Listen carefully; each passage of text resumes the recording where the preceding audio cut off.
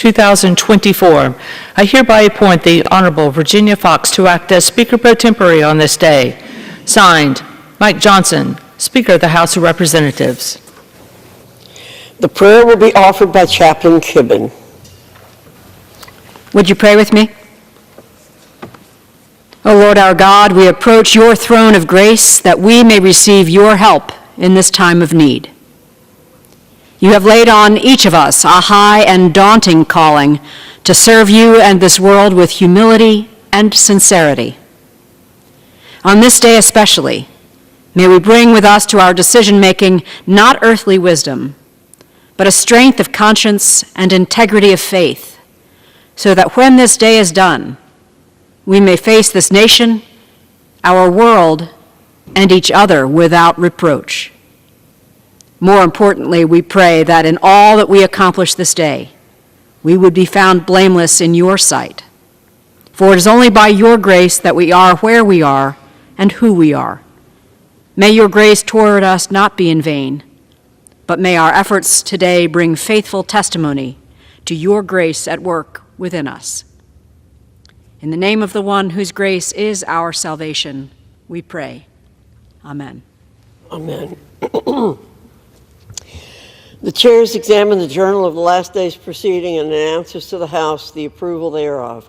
Pursuant to Clause 1 of Rule 1, the journal stands approved. The Pledge of Allegiance will be led by the gentleman from New Jersey, Mr. Pallone. In the Pledge of Allegiance, I pledge allegiance to the flag of the United States of America and to the republic which it stands, one nation under God, indivisible, with liberty and justice for all.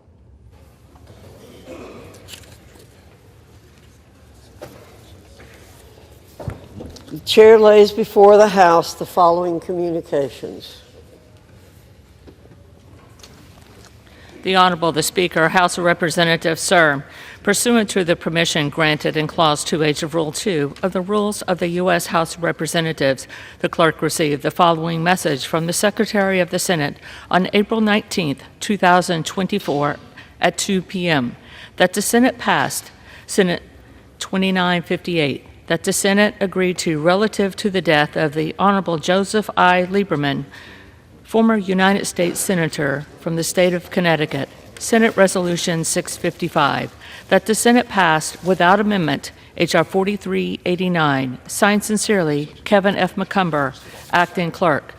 The Honorable the Speaker, House of Representatives, sir, pursuant to the permission granted in Clause 2H of Rule 2 of the Rules of the U.S. House of Representatives, the clerk received the following message from the Secretary of the Senate on April 20th, 2024 at 12:54 a.m. that the Senate passed without amendment H.R. 7888, signed sincerely, Kevin F. McCumber, Acting Clerk. Pursuant to Clause 4 of Rule 1, the following enrolled bill was signed by the Speaker on Saturday, April 20th, 2024. H.R. 7888, a bill to reform the Foreign Intelligence Surveillance Act of 1978. For what purpose does the gentleman from Texas seek recognition? Mr. Speaker, I ask unanimous consent that all members have 5 legislative days to revise and extend their remarks and include extraneous material on H.R. 8038. Without objection. Pursuant to House Resolution 1160 and Rule 18, the Chair declares the House in the Committee of the Whole House on the State of the Union for the consideration of H.R. 8038. The Chair appoints the gentlewoman from North Carolina, Ms. Fox, to preside over the Committee of the Whole.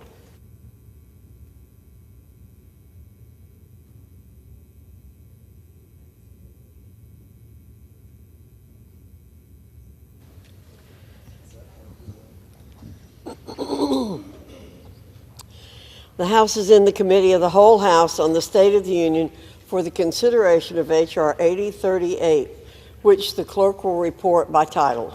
A bill to authorize the President to impose certain sanctions with respect to Russia and Iran and for other purposes. Pursuant to the rule, the bill is considered read the first time. General debate shall be confined to the bill, and shall not exceed 30 minutes, equally divided and controlled by the chair and ranking minority member of the Committee on Foreign Affairs or their respective designees. The gentleman from Texas, Mr. McCall, and the gentleman from New York, Mr. Meeks, each will control 15 minutes. The chair recognizes the gentleman from Texas, Mr. McCall.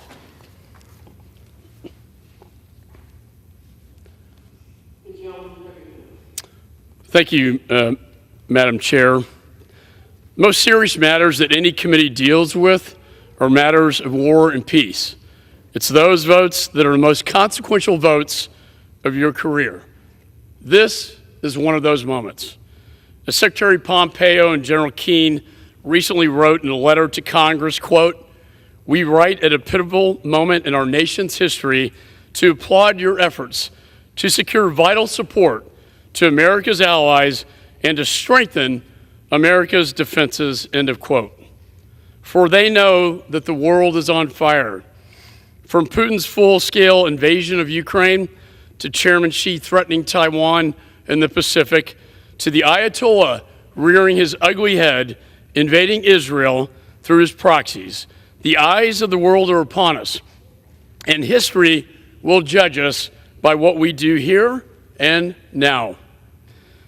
I want to thank Speaker Johnson, who has been under enormous pressure.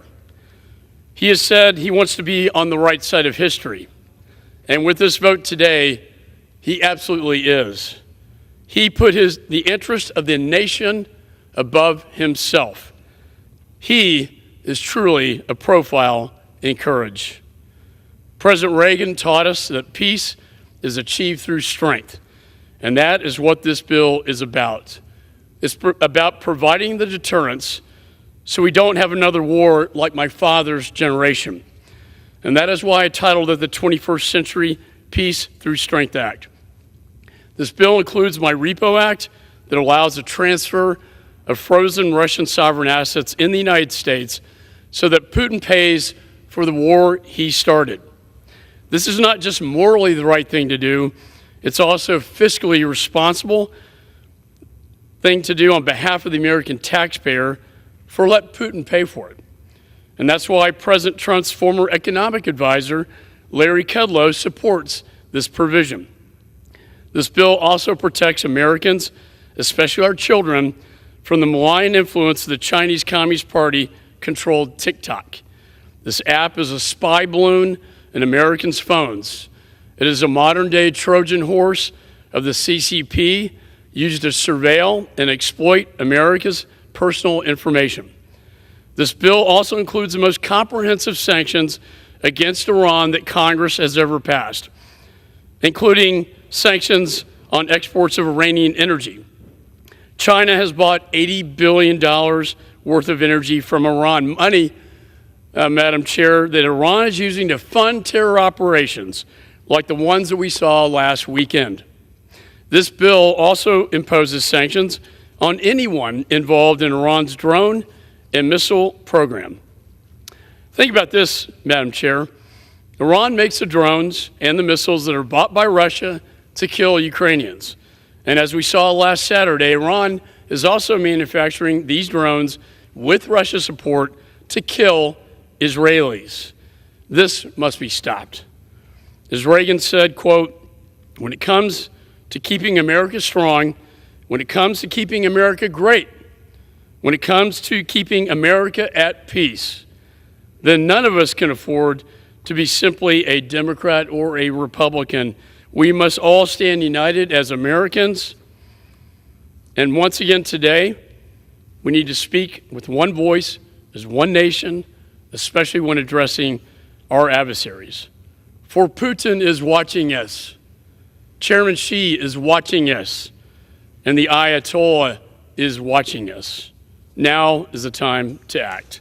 And I reserve the balance of my time. The gentleman reserved. The gentleman from New York is recognized for 15 minutes. Thank you, Madam Speaker. This is indeed a historic moment. And sometimes when you are living history, as we are today, you don't understand the significance of the actions, of the votes that we make on this House floor, of the effect that it will have down the road for children yet unborn. This is a historic moment.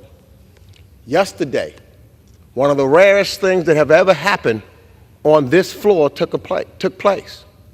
Generally, in this body, it takes the majority party to pass its rule, and the minority party never votes for it. But this moment is so big that House Democrats said, we're not playing politics with this.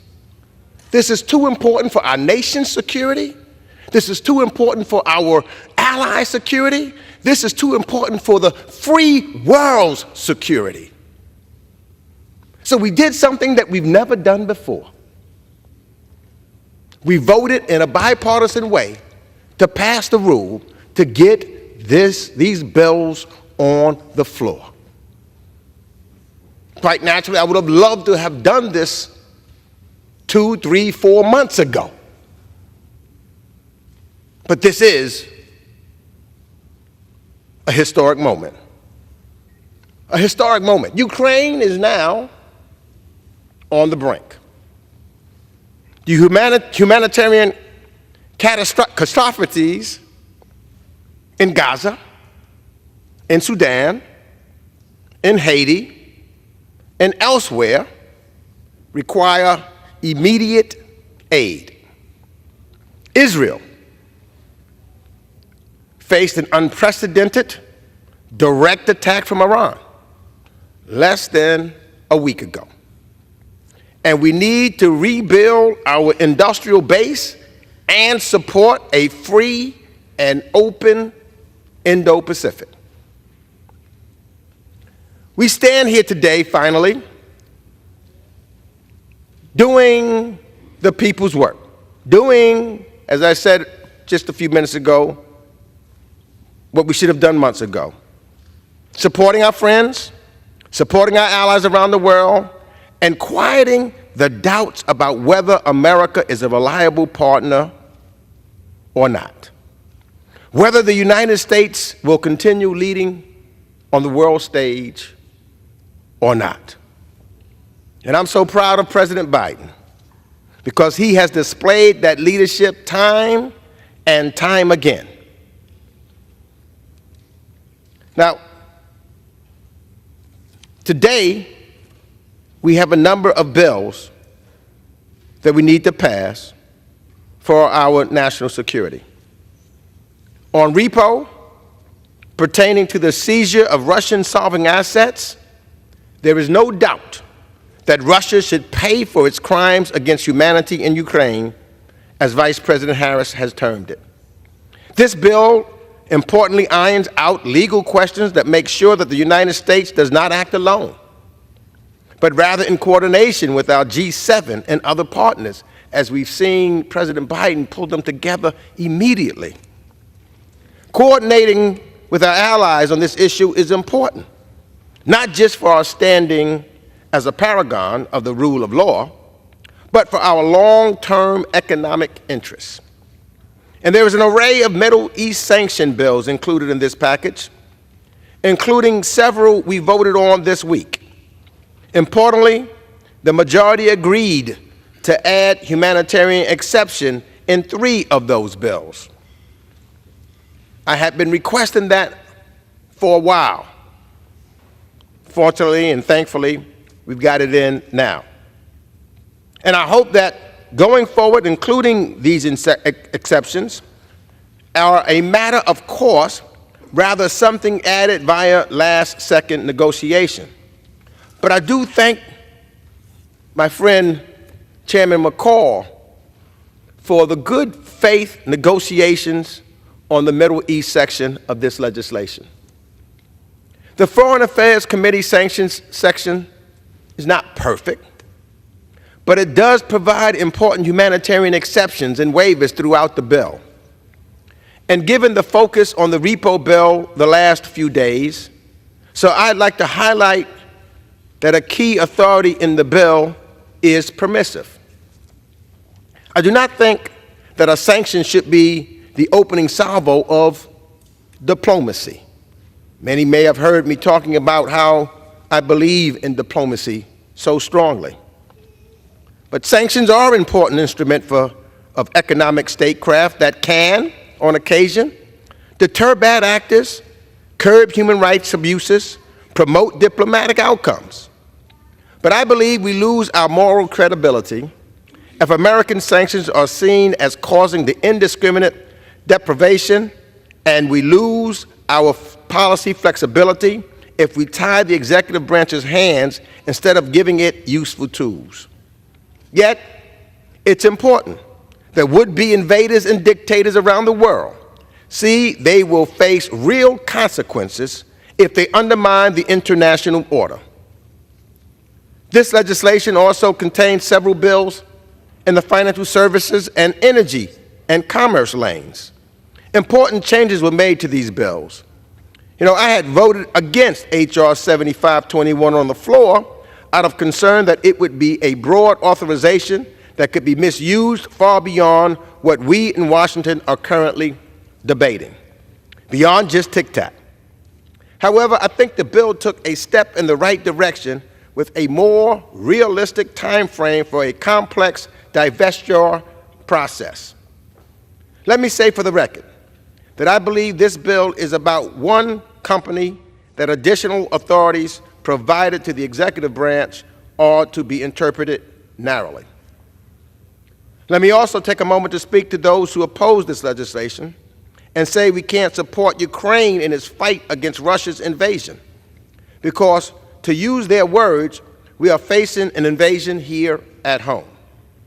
That's an absurd comparison. Vladimir Putin invaded Ukraine because he wanted to topple the democratically elected government of Ukraine and reconstitute the Soviet Union. He launched his unprovoked war of aggression with a willingness to kill millions of Ukrainians, not to mention his own forces. By contrast, people come to our border because of the tumult in their home countries or in search of a better life for themselves and their children. They do so because this is the greatest nation, the greatest country in the history of this planet. With all of our ills, with all of our faults, with all that we need to do, we come together. There is no question. The example that we show by the people and the citizens of this great country, it is the greatest nation on this planet. So, again today, once again, this House floor, where we are right now, we are proving that fact by overcoming, proving that this is the greatest country in the world, proving that we are the leaders of the free world.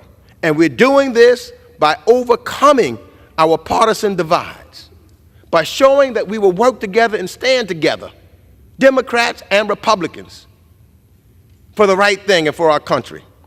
So we are passing a historic bill, a bill that our children and grandchildren and children will be reading and looking at in the years to come, that promotes not just U.S. national security, but the security of democracy and authoritarianism, over authoritarianism, law over lawlessness, prosperity over chaos or famine. My friends, the camera of history is rolling. And when they play it back, they will see we stood together. When they play it back, they will see that we stood for freedom, justice, and equality. And with that, Madam Speaker, I reserve the balance of my time. The gentleman from New York reserved. The gentleman from Texas is recognized. Madam Chair, I'm pleased to yield 1 minute to the gentleman from Arkansas, a member of the Foreign Affairs Committee, Mr. Hill. Gentleman from Arkansas has 1 minute. Madam Chair, once again, dear friends, into the breach. We stand in the breach again for freedom. We stand in this historic chamber with Washington on one side and Lafayette on the other. In 2 years, we'll celebrate the 250th anniversary of this country, this freedom, this democracy, which would not have happened without money from the Netherlands, money from France, guns from France, a navy from France. Allies stood at the side of the birth of this nation. The birth of freedom was born here. So today we come to this House floor to see that freedom is fought for here in this House. Last week, the Prime Minister of Japan, Kishida, stood on this floor and called this nation the indispensable nation. Not to do it alone, not to stand in the breach alone, but to lead. And today, the United States will once again and step up and lead. Today, we will send the world the message. We stand with those who stand for freedom, and we hold to account those who are against freedom. This bill supports our allies. This bill condemns our rivals and our enemies. Vote for this bill. I yield back the balance of my time. And Madam Chair, I'd like to submit the balance of my record. The gentleman's time has expired. The gentleman from New York is recognized. Madam Speaker, I'm proud to yield 2 minutes to the gentleman from Virginia and a member of the House Foreign Affairs Committee, Representative Jerry Connolly. The gentleman from Virginia is recognized for Thank 2 you, Madam minutes. Speaker, and I thank my friend and I thank Mr. McCall for their leadership. Today, with the vote on Ukraine security aid, we rededicate ourselves to who we are. We meet today under the white dome above us, a universal symbol of freedom and freedom-loving people everywhere. And today, we cannot disappoint those who seek what we have, freedom. The freedom to self-determine, the freedom to decide their sovereignty and their alliances and their form of government. America has always stood for that. Will we retreat from that today?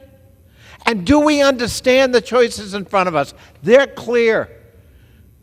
Some say, well, we have to deal with our border first. The Ukrainian-Russian border is our border. It's the border between depraved autocracy and freedom-loving people seeking our democratic way of life. Do we have a stake in that outcome? Yes. Undeniably yes. Will we rise to the occasion? Will we stand shoulder to shoulder with our Ukrainian brothers and sisters who for 1,151 days have been holding off the depraved, thuggish dictator Vladimir Putin, who has respected no norms of warfare? He's targeted children in hospitals and schools. He's bombed apartment blocks, killing thousands. He has an advantage right now because of our dithering of 10-1 in terms of artillery shells. And yet our brave Ukrainian brothers and sisters continue to fight. We must meet this test today. We must stand with Ukraine. Slava Ukraine. The gentleman's time has expired. The gentleman from New York reserves. The gentleman from Texas is recognized. Madam Chair, I'm pleased to yield 1 minute to the chairman of the Europe Subcommittee, the gentleman from New Jersey, Mr. Kane. The gentleman from New Jersey is recognized for 1 minute. I thank my good friend, the chairman of the Foreign Affairs Committee, for yielding me time and for his steadfast leadership. Madam Speaker, I rise today in support of H.R. 8038, the 21st Century Peace Through Strength Act. As someone who grew up during the Cold War, I recall when President Reagan quoted and displayed the philosophy of peace through strength. Europe is facing the largest war on the continent since World War II. The Middle East is volatile, and every day the CCP prepares itself for its ultimate goal of invading Taiwan. In the fields of Ukraine, every day in which aid is delayed means more territory for Putin and further emboldens Xi and the Ayatollah in Iran. This is not the time for the United States to back down. In order to preserve peace in the world, we must seize the moment and project strength. I urge passage of this bill and the entire foreign aid package. I yield back the balance of my time. The gentleman from New Jersey yields back. The gentleman from New York is recognized. I now yield 2 minutes to the gentleman from Texas and the ranking member of the Foreign Affairs Subcommittee on the Western Hemisphere, Representative Joaquin Castro. The gentleman from Texas is recognized for 2 minutes. Madam Speaker, I rise in opposition to H.R. 8038 and today's vote to fund Benjamin Netanyahu's war in Gaza. All of us have seen the tragedy of Gaza. We have seen how Prime Minister Netanyahu's government has used American weapons to kill indiscriminately, to force famine. Over 25,000 women and children dead. Tens of thousands of missiles and bombs levied on innocent civilians. We cannot escape what we see before us every day. That is the blessing of today's technology. TikTok, Instagram, Facebook, all of it. And when we see it, we have to decide what we're going to do about it. Are we going to participate in that carnage or not? I choose not to. Prime Minister Netanyahu has been reckless. His actions have not led to the release of the remaining hostages. He's ignored the pleas of the families of hostages. He's ignored the pleas of the President of the United States. He's ignored his own people. He's engaged in self-preservation. We should not be sending offensive weapons to Israel right now. And I hope that this body will not. With that, I yield back. The gentleman from Texas yields back. The gentleman from New York reserves. The gentleman from Texas is recognized. Madam Chair, I'm pleased to yield 1 minute to the gentleman from New York, a member of the Foreign Affairs Committee, Mr. Lawler. The gentleman from New York is recognized for 1 minute. Thank you, Mr. Chairman. Madam Chair, I rise in support of the 21st Century Peace Through Strength Act. This bill reverses the Biden administration's relaxed stance towards Iran and China and starts to hold these bad actors accountable. Two of my bills, the SHIP Act and the Iran-China Energy Sanctions Act, are included in this package. Both of these bills target the illicit oil trade between Iran and China. One of my bills imposes sanctions on foreign ports and refineries that process Iranian oil, many of which are located in China. My other bill imposes sanctions on Chinese financial institutions that process transactions involving Iranian oil, as well as anyone involved in Iran's missile and drone program. Iran is exporting millions of barrels of petroleum every day. 80% of these exports go to China. Iran has taken in over $88 billion from their illicit oil trade since President Biden took office, and they must not earn a cent more. To be clear, these illicit funds are used to fund Iran's regime of terror, including backing Hamas, Hezbollah, the Houthis, and other terrorist groups, as well as their direct assault on Israel last weekend. I yield an additional 15 seconds. Now is the time for America to lead, to support our allies, to combat our adversaries, and to continue our role as leader of the free world. And with that, I yield back. The gentleman's time has expired. The gentleman from New York. How much time do I have remaining? The gentleman from New York has 1.5 minutes remaining. I yield the gentleman 1 minute. The gentleman from New Jersey is recognized for 1 minute. Madam Speaker, I rise in strong support of H.R. 8038. National security experts are sounding the alarm, warning that our foreign adversaries are using every tool at their disposal, including apps like TikTok, to amass troves of sensitive data on all Americans. This bill takes decisive action to mitigate our foreign adversaries' ability to collect Americans' data and use it against us. First, it creates a framework intended to force divestment of TikTok from its Chinese Communist Party-controlled parent company, ByteDance. Second, this bill includes my bipartisan Protecting Americans' Data from Foreign Adversaries Act, and this bill prohibits data brokers from selling American sensitive personal information to China, Russia, North Korea, and Iran, as well as to entities controlled by those countries. I want to thank my partner in this effort, Chair Rogers, for her tireless work to advance these important provisions, and Madam Speaker, I strongly urge my colleagues to support this legislation, and I yield back. From New Jersey yields back. The gentleman from New York reserves. The gentleman from Texas is recognized. Madam Chair, I have no more further speakers. If the gentleman has none, I will reserve until the gentleman yields back. The gentleman from New York is recognized.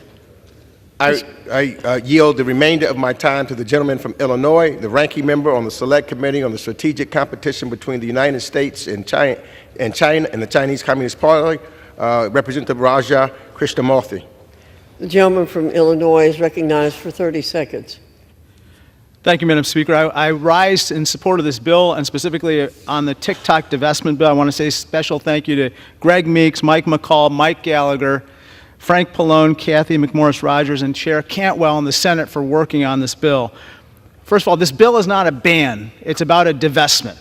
And it's not really about TikTok, it's about ByteDance, the company that owns TikTok and is indisputably controlled by the Chinese Communist Party.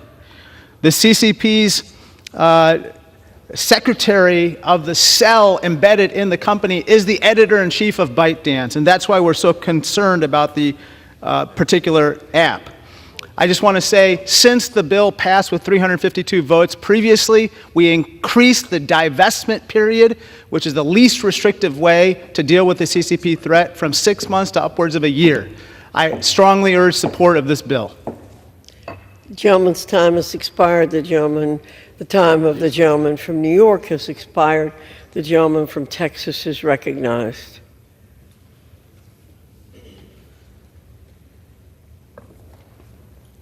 Thank you, Madam Chair. In the late 1930s, Winston Churchill described what he saw as a gathering storm. The forces of Hitler and the axis of evil threatening freedom and democracy. I recall when Mr. Meeks and I were on the board between Poland and Ukraine, watching thousands of mothers and their children fleeing in fear, fleeing their own country after the invasion. And the polls told us this is just like 1939 when Hitler invaded Poland. Today, we are at a similar inflection point in history. The fall of Afghanistan sent a powerfully dangerous message to our adversaries that America was weak. Almost immediately after the Russian Federation began moving towards Ukraine.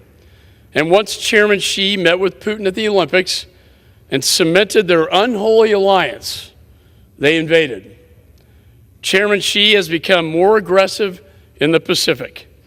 And mark my words, Xi is watching what happens in Ukraine to determine whether he invades Taiwan and the Pacific. And then the Ayatollah raised his ugly head in the Middle East. And last Saturday, the world watched as Iran, for the first time in history, invaded Israel, sending 300 missiles and drones to kill innocent Israelis. These dictators, including North Korea, are all tied together. They are all tied together. We cannot separate them. We don't pick and choose our enemies. They choose us. My father served as a bombardier in World War II. He was part of the greatest generation. I recently took my son to my father's air base in England, where he was stationed.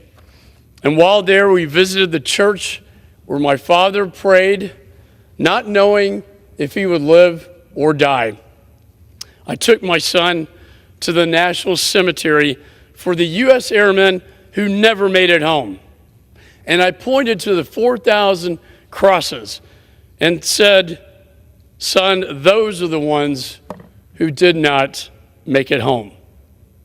And in the chapel there is inscribed on the ceiling, quote, in honor of the airmen who on their last flight met the face of God. Met the face of God. It was a moving experience, father and son, teaching my son, like my father taught me, about the importance of patriotism and the cost of freedom. It was also a reminder of the dangers that we face today. For today, like then, it could have been prevented. Deterrence is the key. As Churchill wrote in his book, The Gathering Storm, quote, "One day, President Roosevelt told me that he was asking publicly for suggestions about what the war should be called. I said, Churchill said, at once, the unnecessary war." Think about that. The unnecessary war. He said, "There never was a war more easy to stop than that which has just wrecked what was left of the world from the previous struggle." I often think about the blood and treasure that could have been saved from my father's generation had we simply stopped Hitler earlier. And now we are faced with a similar opportunity. As Reagan told us, quote, "We know only too well the conflict comes not when the forces of freedom are strong, but when they are weak." He was right. Our adversaries are working together to undermine our Western values and demean our democracy. We cannot be afraid at this moment in time. We cannot be afraid of our shadows. We must be strong. We have to do what's right. Evil is on the march. History is calling, and now is the time to act. For the world is watching. Our adversaries are watching us here today, and history will judge us all by our actions here today and now. So as we deliberate on this vote, you have to ask yourself the question, am I Chamberlain or am I Churchill? And with that, I yield back.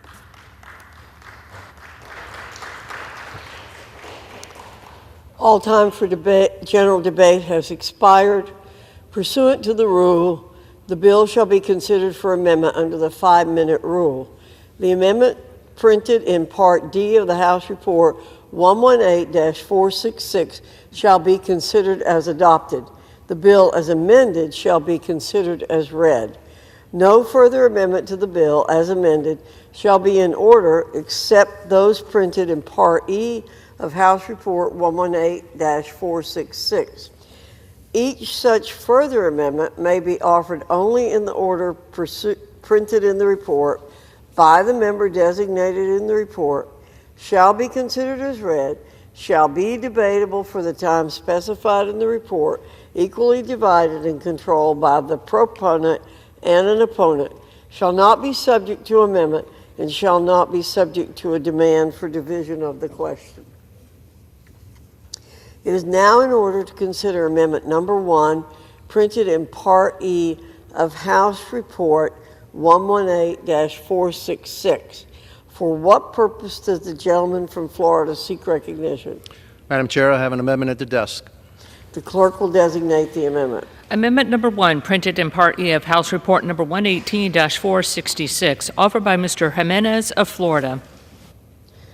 Pursuant to House Resolution 1160, the gentleman from Florida, Mr. Jimenez, and a member opposed each will control 5 minutes. The chair recognizes the gentleman from Florida. Madam Chairman, I yield myself such time as I may consume. The gentleman is recognized. Thank you, Madam Chair. Be it through technology transfers or monetary investments, we must stop funding our own destruction through tacit support of the PLA's technological advancement. This amendment requires that the annual China Military Power Report to provide an assessment of the PRC's developments in critical and emerging technologies relevant to any advancement of the PLA capabilities, any involvement in the CCP's civil-military fusion program, or any involvement in the development of the CCP's state surveillance initiatives. This amendment also calls on the Department of Defense, the Department of State, and other agency partners to list all Chinese companies involved in the development of this critical technology and determine if any U.S. technology components are used by these companies or if any U.S. capital is invested in these companies. This is critical information to have. American dollars and ingenuity should not be building the CCP's techno-totalitarian surveillance state and should not be funding its gross human rights abuses. We must recognize the risk of support for entities involved in Xi's civil-military fusion program and understand why any technological development made in China on the civil side instantly goes to support military advancements.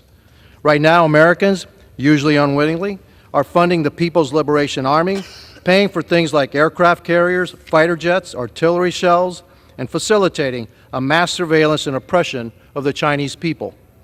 I think the bottom line, from my perspective, is that the CCP is an adversary, and you don't defeat an adversary or deter an adversary by shoveling billions of dollars into their military and technology programs.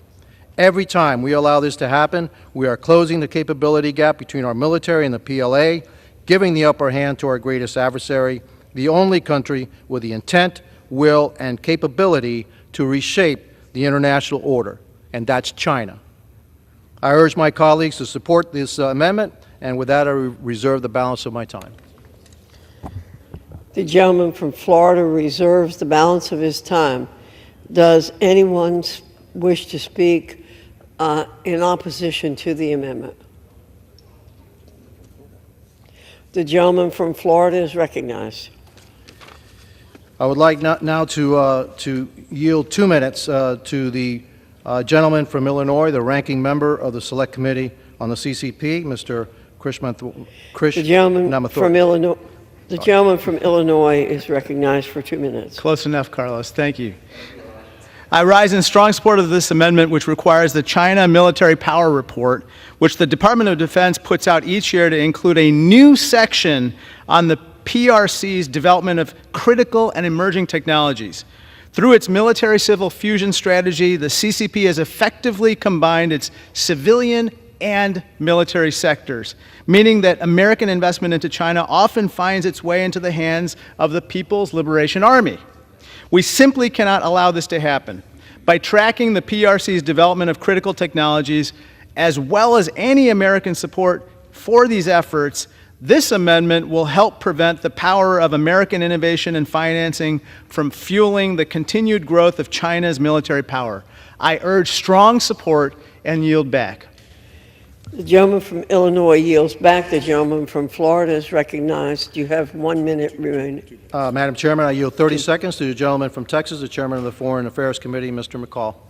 I thank the gentleman for his amendment. I support this amendment. I believe it will greatly enhance the Department of Defense's China military report by increasing our understanding of critical and emerging technology sectors, which is the central feature of the great power competition that we have with China. And I thank the gentleman for bringing this amendment, and I yield back. The gentleman from Florida has 1 minute remaining. Thank you, Madam Chair. And in closing, the PRC is the only competitor with the intent, the will, and the capability to reshape the international order. We must stop fueling our own demise. With that, I urge support of this amendment, and I yield back the balance of my time. The gentleman yields back. The question is on the amendment offered by the gentleman from Florida. Those in favor say aye. Those opposed say no. In the opinion of the chair, the ayes have it. The amendment is agreed to.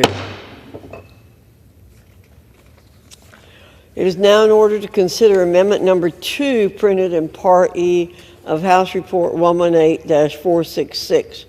For what purpose does the gentleman from Iowa seek recognition? Madam Chair, I have an amendment at the desk. The clerk will designate the amendment. Amendment number 2, printed in Part E of House Report number 118-466, offered by Mr. Nunn of Iowa. Pursuant to House Resolution 1160, the gentleman from Iowa, Mr. Nunn, and a member opposed each will control 5 minutes. The chair recognizes the gentleman from Iowa. Thank you, Madam Chair. I yield myself as much time as I may consume. The gentleman is recognized. Iran is the largest sponsor of state terrorism. Their tactics of terror know no bounds, and they will stop at nothing to destroy our strongest allies in the Middle East. Indeed, a week ago today, we saw them unleash a barrage of weapons intended to kill thousands. Christians, Jews, Muslims. No discretion in between, but for a 99% repulse rate by Israel, America, and our allies, we stood firm. This is in the kinetic world.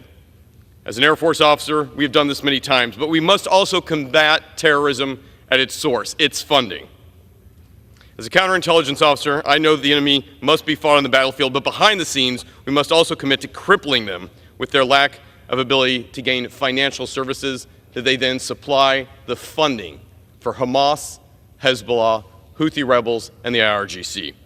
My amendment will require the U.S. government to diligently review all of Iranian assets above $5 million to accurately understand where their funding is coming from, where it is going, and who is benefiting from it. Right now, Congress lacks critical information surrounding U.S. Treasury's non-enforcement of current sanctions that have allowed more than $80 billion in illicit oil sales alone to come into the country. And this amendment requires transparency, so Congress and the American people never have to hear about billions potentially being transferred to Iran through the press and not through this administration. This amendment also gives Congress knowledge that we require to effectively ensure oversight and draft targeted legislation to ensure the Iranian regime doesn't have access to the funds necessary for it to finance terror. Finally, this amendment holds Iran accountable for their direct funding of terrorism, ensuring that Iran does not have access to the financial assets to enable their reign of terror throughout the Middle East and to those right here in the United States. I urge my colleagues to support this amendment. Congress must be aware of Treasury Department's relaxation and non-enforcement of current sanctions on Iran today, and this amendment should be implemented immediately. Thank you, Madam Chair, and I reserve the balance of my time. The gentleman from Iowa reserves. For what purpose does the gentleman from New York seek recognition? I rise to claim time in opposition to this amendment. The gentleman is recognized for 5 minutes. The Treasury Department opposes this amendment because they believe the reporting time is so short and the requirements are so onerous. They believe it's so onerous that they will have to pull people away from doing the important work on finding illicit actors that should be sanctioned and make them work on this report. There is also concerns about business confidentiality here, and I'm guessing if there were more time, we could make changes in this bill. We could work together to make it more workable and strike a deal here. But given that this is up or down vote on the floor for an amendment now, I must oppose. With that, I yield back the balance of my time. Back. The gentleman from Iowa is recognized. Thank you, Madam Chair. I appreciate the gentleman's comments. I would state the Constitution establishes Congress as a co-equal branch. Time delays alone cannot be the reason to not move forward immediately. And with that, I would yield my time for 30 seconds to the Chairman, Mike McCall from Texas, for his great work in defending Israel and supporting a sanctioned regime in Iran. I thank the gentleman from Iowa for his... Gentleman from Texas is recognized. Thank you, Madam Chair. I thank the gentleman from Iowa for this amendment, and I support this amendment. It enhances congressional oversight, as you talked about under Article 1. We have a responsibility over restricted Iranian assets and accounts, including those in Qatar and Iraq. For too long, this administration has not been transparent with the Congress and the American people about sanctions and the like, and reporting that to Congress. So I think this is a good step forward, and I yield back. The gentleman from New York, the gentleman from Iowa is recognized. Thank you, Madam Chair. I yield 30 seconds to the gentleman from the great state of Arkansas, Mr. French Hill. Gentleman from Arkansas is recognized for 30 Thank you, Madam seconds. Chair. Thank you, Mr. Nunn. Thank you, Chairman McCall. I stand in support of this amendment. We have to counter Iran's illicit use of funds any way we can to stop their reign of terror and their attack on our ally Israel. Key to that is stopping their evasion of sanctions. These funds go directly to attacking our friends and partners, and Iran uses new and creative ways to do that. This amendment from Congressman Nunn ensures that we're stopping funds at the source by instructing the Treasury to examine the source and benefactor of all Iranian assets over $5 million. I stand in support, and I stand in support of the underlying bill. I yield back. Back. The gentleman from Iowa is recognized. Thank you, Madam Chair. I recognize the gentleman from the great state of New York, Mike Lawler, for 30 seconds. The gentleman from New York is recognized. I rise in support of this amendment, and I'm proud to be a co-sponsor of Representative Nunn's legislation, the Revoke Iranian Funding Act, that this came out of. In the wake of the appalling terrorist attack against Israel, it's clear that we must work to confront Iran and its surrogates in the region with a strong sanctions regime. Iran is the largest state sponsor of terrorism in the world, spending its money on terror, on developing nuclear capabilities, on taking hostages to use for bargaining purposes, and on funding the criminal IRGC. Among other provisions, this common sense measure would provide transparency on which sanctions authorities the president is failing to exercise and where we can continue to cut off Iran's funding. I urge all of my colleagues to support this amendment. I yield back. The gentleman's time has expired. The gentleman from Iowa is recognized. Thank you, Madam Chair. I recognize my colleague and Wing Commander, Mr. Don Bacon from Nebraska, for 30 seconds. The gentleman's recognized. I stand in support of this amendment. We have to be clear-eyed. Iran is our adversary. They've killed 609 Americans in Iraq. They've fueled and energized or armed the Hamas that conducted the attacks on 7 October. They armed the Hezbollah. They armed the Houthis. We should go after all of their assets. We should choke every dollar that we can because every dollar they have fuels terrorism. I stand in support of Zach Dunn's amendment. Thank you. The gentleman from Iowa is recognized for 45 seconds. Thank you, Madam Chair. Today we stand at a crossroads on a precipice. The result is the effect of an Iranian regime that is directly threatening not just our allies in the Middle East, but has access to funds that directly threaten us. And so while I respect my colleagues on the other side of the aisle, I would ask that they come forward at this important juncture to make sure that these funds are restricted from the use of terrorism that flows directly to harm those American soldiers who lost their lives just months ago, fellow veterans and combat in arms. I thank the 9/11 families, the Foundation for Defense Funds, and all of those who have come forward to support this very important measure. With that, Madam Chairwoman, I reserve. The gentleman's time has expired. The question is on the amendment offered by the gentleman from Iowa. Those in favor say aye. Those opposed, no. In the opinion of the chair, the ayes have it. The amendment is agreed to. Ask for a roll call vote. The gentleman from New York asked, the pursuant to Clause 6 of Rule 18, further proceedings on the amendment offered by the gentleman from Iowa will be postponed.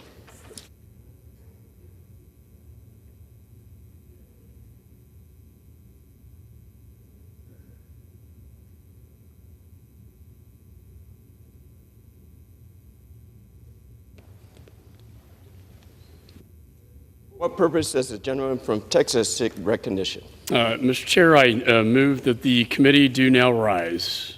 The question is on the motion that the committee rise. All those in favor say aye. All those opposed say no. The ayes have it. The motion is adopted accordingly. The committee rises.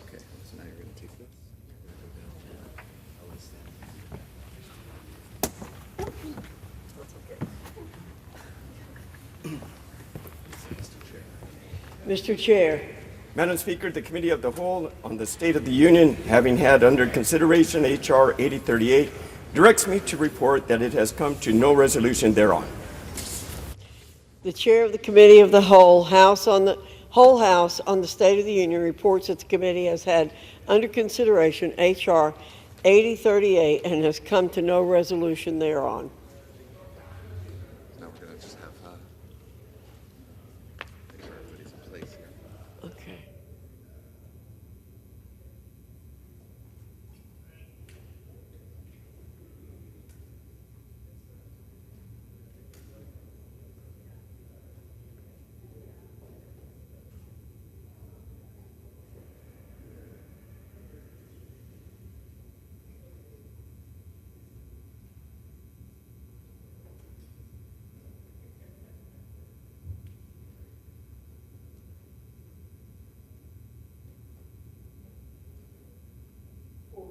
Does the gentleman from Oklahoma seek recognition? Madam Speaker, pursuant to House Resolution 1160, I call up Bill H.R. 8036, the Indo-Pacific Security Supplemental Appropriations Act of 2024, and ask for its immediate consideration in the House. The clerk will report the title of the bill. H.R. 8036, a bill making emergency supplemental appropriations for assistance for the Indo-Pacific region and for related expenses for the fiscal year ending September 30th, 2024, and for other purposes. Pursuant to House Resolution 1160, the bill is considered read. The bill shall be debatable for 30 minutes, equally divided and controlled by the chair and ranking minority member of the Committee on Appropriations or their respective designees. The gentleman from Oklahoma, Mr. Cole, and the gentlewoman from Connecticut, Ms. DeLauro, each will control 15 minutes. The chair recognizes the gentleman from Oklahoma. Madam Speaker, I ask unanimous consent that all members may have 5 legislative days in which to revise and extend their remarks and include extraneous material on the measure under consideration. Without objection. Madam Speaker, I yield myself such time as I may consume. The gentleman is recognized. Thank you, Madam Speaker. I rise today to offer H.R. 8036, the Indo-Pacific Security Supplemental Act of 2024. The bill provides $8.12 billion in emergency supplemental appropriations to continue efforts to counter Communist China and ensure a strong deterrence in the region. It includes $3.3 billion to develop submarine infrastructure, $2 billion for the Foreign Military Financing Program for Taiwan and other key partners in the regions, $1.9 billion to replenish defense articles and defense services provided to Taiwan and regional partners, $542 million to strengthen U.S. military capabilities in the region, and $133 million to enhance the production and development of artillery and critical minerals. Today's bill should not be viewed in isolation. It's part of a series of 3 security supplemental bills and a related national security measure, all of which are being considered as part of a comprehensive security funding package. This measure and the other 2 supplemental bills will provide needed military assistance to Israel and Ukraine during their time of crisis. Will provide support for Taiwan as it confronts aggression from the Chinese Communist Party, and will provide support for the U.S. military forces operating in Europe, the Middle East, and Asia, including the critical replenishment of American stocks of ammunition. America's greatest writer, Mark Twain, is reputed to have said that history does not repeat itself, but it does sometimes rhyme. Tragically, the past 2 years have produced echoes of a dark time in world history, the 1930s. In the 1930s, evil regimes bent on aggression, domination, and even genocide took their first steps down a dark road that would eventually lead to World War. Tragically, the democratic West turned inward then, standing idly by while fascist regimes began to take aggressive actions against their weaker neighbors. There was time then to put a stop to aggression, if only we had had the fortitude and the wherewithal to stand firmly on the side of freedom. Today we're seeing uncomfortable parallels to that dark time. In Europe, Vladimir Putin launched an unjust and illegal invasion of his democratic neighbor, Ukraine. In Asia and the Pacific, the Chinese Communist Party encroaches on its neighbors and openly threatens the continued self-determination of Taiwan, a nation which continues to show the world what a free and democratic China could look like. And in the Middle East, Israel faces attacks on multiple fronts, beginning with the horrible terror attack launched by Hamas on October 7th, and continuing with an unprecedented direct aerial assault launched by the Iranian regime over the weekend. These events do not take place in a vacuum, Madam Speaker. They take place in regions around the world critical to American national security. They threaten our friends and partners around the globe and threaten the continued safety of democracy. The security of our fellow democratic states is our security, and protecting their security is undoubtedly in America's national interest. Some of the greatest American leaders of the 20th century recognized this fundamental reality. I think of Franklin Roosevelt calling on America to become the great arsenal of democracy to defeat Nazi Germany. And I think of Ronald Reagan reminding us that the preservation of a peaceful, free, and democratic Europe is essential to the preservation of a peaceful, free, and democratic United States. Madam Speaker, peace through strength cannot be delivered through appeasement. We cannot wish our way to national security, and we cannot thrust our heads into the sand while aggressive nations threaten their neighbors. Today's measure is not only about safeguarding the ideals of democracy and peace, but it's also central to our own national security. The actions we take today will be seen and heard around the world. Vladimir Putin is watching. Xi Jinping is watching. The Iranian mullahs are watching. What will we show them? Will we show them that our commitment to security does not stop at the water's edge? Will we show them that we know that the security of our friends and our partners around the globe is our security? Or will we fail to take action, and in doing so, give these powers the same gift we gave to the fascist powers in the 1930s? I know which I would choose. I know what I would show our adversaries, these tyrants and dictators, that just as in Ronald Reagan's time, the United States stands committed to the common defense, that our commitment to our friends and partners stands both now and into the future. I urge all members to support the bill, and I reserve the balance of my time. The gentleman from Oklahoma reserves. The gentlewoman from Connecticut is recognized. Madam Speaker, I rise in strong support of the Indo-Pacific Security Supplemental Appropriations Act, which will provide our allies in the Indo-Pacific region with the support they need to counter China's aggressive and adversarial posture. The post-World War order, U.S. leadership, and our historic and strong allyship with Japan, Taiwan, South Korea, and the Philippines have created enduring peace and prosperity for much of the region. Retreating from Asia under the guise of putting, quote, America first would be a colossal mistake and would yield the fate of democracy and freedom in the Western Pacific to the whims of an autocratic communist government of the People's Republic of China. China is expanding its military capabilities at a rapid pace and is using its influence to suppress dissenters. We have already seen rollbacks of once ironclad rights and freedoms in places like Hong Kong. This bill provides $3.9 billion to support Taiwan and other allies and to replenish our own equipment stocks, as well as $3.3 billion for the AUKUS Trilateral Security Partnership. The world is watching and waiting to see if the America that they know is ready to stand for freedom and democracy and against tyranny. It is up to us to show them that America, their trusted ally, is right here and that we have their back.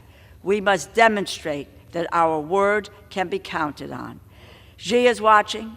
Our friends in Taiwan, Japan, Korea, and the Philippines are watching. I reserve the balance of my time.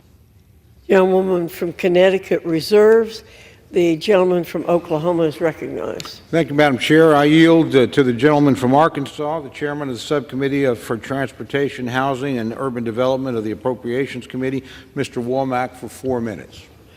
The gentleman from Arkansas is recognized for 4 minutes. Madam Speaker, preserving the safety, security, and prosperity of our nation is arguably our most important duty. There's a new axis of evil on the rise around the world, and just like the terrible original, this group is bound together by their desire to subjugate their people and destroy freedom and democracy all around the world. They want to end American leadership and prosperity. The second half of the 20th century was the most prosperous in our nation, and that prosperity was underpinned by relative peace. Increasing our strength and the strength of our allies is the only avenue to peace, and this package does just that. I want to thank Speaker Mike Johnson for his courage and his leadership, and my good friends Chairman Cole, Chairman Calvert, and Chairman Diaz-Balart for putting this package together and putting it on the floor. Madam Speaker, I was in the Army National Guard for over 30 years, and a significant part of that time was spent training to fight and win against the Red Army in the Fulda Gap. Well, there's a new Red Army today, and they're inching closer to Central Europe. But this time we have a democratic country in Eastern Europe in their way. All they need are weapons and training. And that's among the bills in the package that we provide today that this body will vote on. Without this package, Putin will continue his march of death and destruction. Without this package, our own Army will have to cancel combat training center rotations, the training events that keep our forces the greatest in the free world. And during those 30 years, I was deployed with my battalion to the Sinai in Egypt, and standing on the Egyptian side of the Rafah crossing, I saw firsthand the death and destruction of Hamas. I also saw our greatest ally in the region, Israel, defending itself. This package today provides Israel the tools it needs to destroy terrorists, killing and capturing and raping its citizens. Our friends need our help. And without this package, our Navy will be without critical air defense munitions required to protect our sailors. These air defense assets enable the control of our seas. Another dictator is marshaling his resources and planning to upend the free and open Indo-Pacific region that has contributed so much to American prosperity. This package makes important investments in our defense capabilities to deter this aggression. Without it, we will produce fewer submarines, we will produce fewer anti-ship missiles, and underfund the requirements of our commanders in the region. And Madam Speaker, our Kansans are at the forefront of producing the critical munitions, from Tomahawk missiles to Standard missiles to Naval Strike missiles, all funded in this package. Yes, Arkansas, like many other states, is the forge of the arsenal of democracy. So today's vote seems pretty simple to me.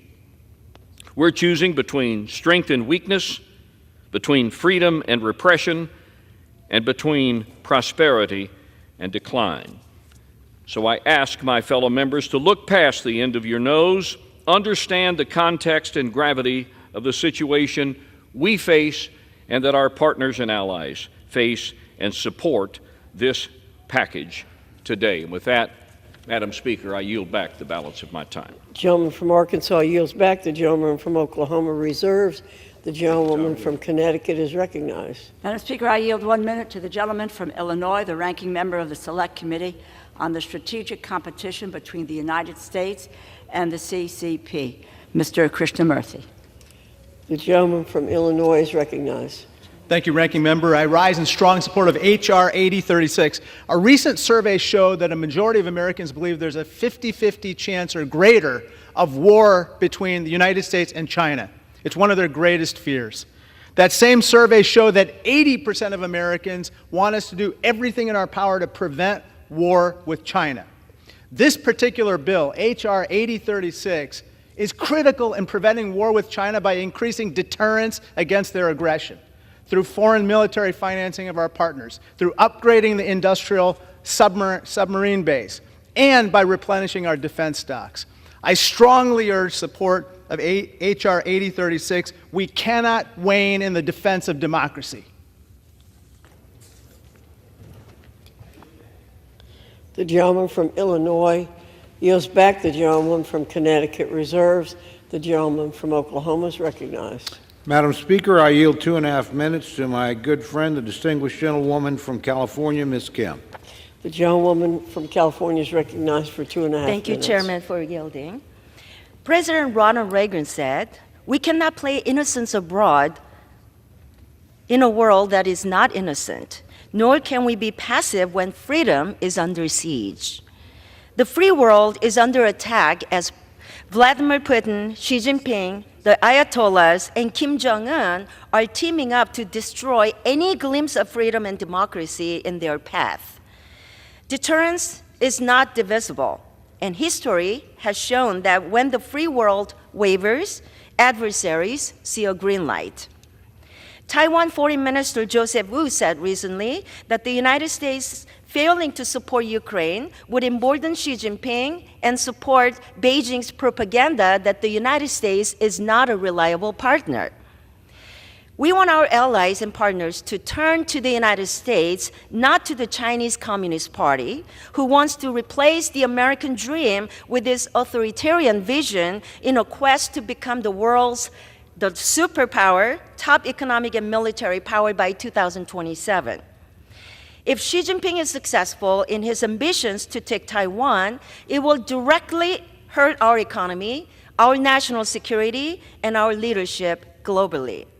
And we know he won't stop there. That's why we need to give Taiwan the weapons that it has paid for to defend itself and support other partners in the region. And this bill reaffirms our support by increasing foreign military financing and revamping our submarine industrial base as we implement Pillar 1 of the AUKUS agreement, which allows for the sale of nuclear-powered submarines to Australia and the United Kingdom. For America to continue to shine as a beacon of hope and freedom, we need our allies and partners to trust us and our adversaries to respect us. This is about freedom versus authoritarianism. This is about maintaining a world order that is safe for future generations. History will judge this institution and our country based on how we vote today. The world is watching us, and we need to deliver.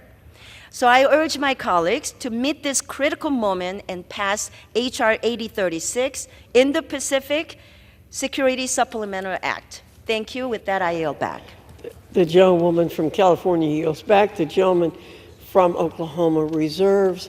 The gentlewoman from Connecticut is recognized. Madam Speaker, I yield 1 minute to the gentleman from Connecticut, Mr. Courtney, a member of the Armed Services Committee and ranking member on the Sea Power and Projections Subcommittee. Mr. Courtney. The gentleman from Connecticut is recognized for 1 minute. Thank you, Madam Speaker. I rise in strong support of the Indo-Pacific Security Supplemental Act. This bill makes critical investments to integrated deterrence in the Indo-Pacific. It fulfills the U.S. Indo-Pacific Command's unfunded priorities and uplifts the U.S. submarine industrial base in support of the trilateral AUKUS security agreement. Its $3.3 billion investment in submarines will both expand production capacity of the Virginia and Columbia class programs and provide Navy with resources to get more attack submarines out of maintenance delays and into the fleet. This supplemental was crafted last fall in tandem with House-Senate passage of AUKUS authorities. It will turbocharge AUKUS with real capital and match the Australian government's commitment to invest $3 billion into the U.S. industrial base. This supplemental, along with continued procurement of 2 Virginia subs per year, will ensure that our Navy has sufficient inventory to sell 3 subs to Australia in the early 2030s, as the agreement calls for. I want to salute Mr. Cole and Ms. DeLauro for their steadfast leadership bringing this measure to the floor so that our nation will renew its role that Franklin Roosevelt described as the arsenal of democracy. I urge passage and yield back. The gentleman's time has expired. The gentlewoman from Connecticut reserves. The gentleman from Oklahoma is recognized. Thank you, Madam Speaker. I yield 1 minute to my very good friend, the distinguished gentleman from South Carolina, Mr. Wilson. The gentleman from South Carolina is recognized. Thank you, Madam Speaker. The visionary Ben Shapiro, editor emeritus of the Daily Wire and host of the top conservative podcast in America, wrote, "Why Mike Johnson is correct" on Thursday. His defense of Mike Johnson has been reinforced by Mark Levin and General Jack Keane. In supporting the people of Taiwan is crucial to be a deterrence to the Chinese Communist Party invading and saving hundreds of thousands of lives. As the son of a flying tiger in World War II, who served in Kunming, Chengdu, and Xi'an, I grew up with appreciation of the people of Chinese heritage. America will stand with the people of Taiwan, with South Korea, Japan, Israel, and Ukraine. We're the greatest nation on earth, and we have to act like this. This is a basic Reagan republicanism. In conclusion, God bless our troops who successfully protected America for 20 years as the global war on terrorism moves from the Afghanistan safe haven to America. We do not need new border laws. We need to enforce existing laws. Biden shamefully opens borders for dictators as more 9/11 attacks across America are as imminent, as repeatedly warned by the FBI. I yield back. The gentleman from South Carolina yields back. The gentleman from Oklahoma reserves. The gentlewoman from Connecticut is recognized. Madam Speaker, I yield 1 minute to the gentleman from Tennessee, Mr. Cohen. The gentleman from Tennessee is recognized for 1 minute. Thank you, Madam Speaker, and thank you, Mr. Lara. Speaker Johnson said he was a wartime speaker, and he was a child of the 80s influenced by Reagan, who went to the Berlin Wall and said, "Mr. Gorbachev, take down this wall." I'm a child of the 60s and John Kennedy, and I heard him say in his inaugural address, "Let every nation know, whether it wishes us well or ill, that we shall pay any price, bear any burden, meet any hardship, support any friend, oppose any foe to assure the survival and the success of liberty. Mr. Reagan and Mr. Kennedy each expressed what is the will and the heritage of the American government in supporting freedom and liberty around the world. These bills that protect the Indo-Pacific, Israel, and Ukraine protect these countries against attacks on their sovereignty and their existence. They are free and countries that celebrate democracy, and we have a duty to support them, and we're engaging in that American tradition. I support the bills and urge everyone to do so. I yield back the balance of my time. The gentleman from Tennessee yields back. The gentlewoman from Connecticut reserves. The gentleman from Oklahoma is recognized. Thank you, Madam Chair. I yield 1 minute to my very good friend, distinguished gentleman from Colorado, Mr. Lamborn. The gentleman from Colorado is recognized for 1 minute. I thank the gentleman. History is watching us today. The whole world is watching us today. Winston Churchill, before World War II, spoke of those like Neville Chamberlain who chose dishonor over war and ended up with both. Likewise, isolationists today who choose to retreat from helping our friends who are being threatened and invaded will find that the struggles of our friends will sooner or later follow us home. Our standing in the world is at stake with our vote today. We can choose dishonor, or we can choose to help friends who are oppressed by strong and malignant neighbors. Speaker Mike Johnson has chosen honor and is to be commended. Taiwan, Israel, and yes, Ukraine desperately need our help. Vote for all 4 bills. Choose honor over dishonor. I yield back. The gentleman from Colorado yields back. The gentleman from Oklahoma reserves. The gentlewoman from Connecticut is recognized. Madam Speaker, I yield 1 minute to the gentleman from Virginia, Mr. Byer. The gentleman from Virginia is recognized for 1 minute. Thank you. Madam Speaker, I rise to celebrate the good news for our allies in the Indo-Pacific and the Ukrainian people that the House is finally doing the right thing. Today, moral courage and sound strategic thinking finally defeat the partisan cynicism and the political calculation of a small minority of this body who have held our national interests hostage. Some of my colleagues say America should reject our role as the world's dominant power, ignore our geopolitical foes as they move aggressively against our interests and menace our allies. They are wrong.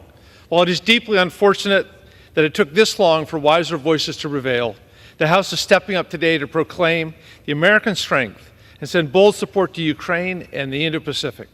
The Ukrainian people did not choose this war, and Ukraine was invaded by a bloody tyrant who has designs to go far beyond Ukraine. If allowed to go expand unchecked, Russian and Chinese aggression will only make a deadly global confrontation more likely.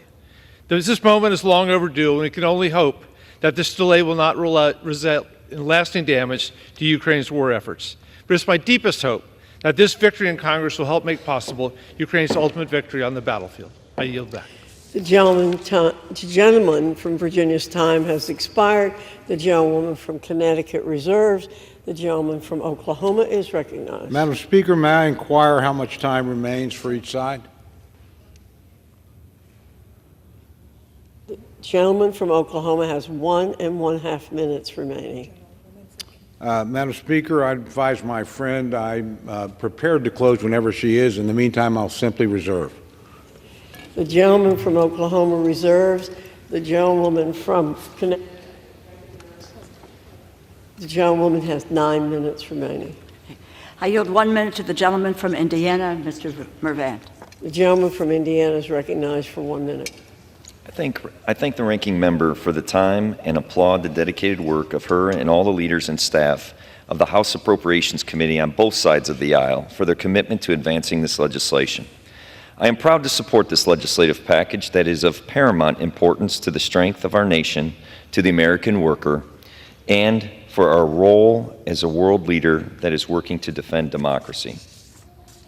This is an incredibly serious moment for our nation and the world, and I appreciate that these measures rise to the occasion to provide necessary resources for those in need, including funds for Ukraine's military, for our ally Israel, and $9 billion in humanitarian assistance for the people of Gaza.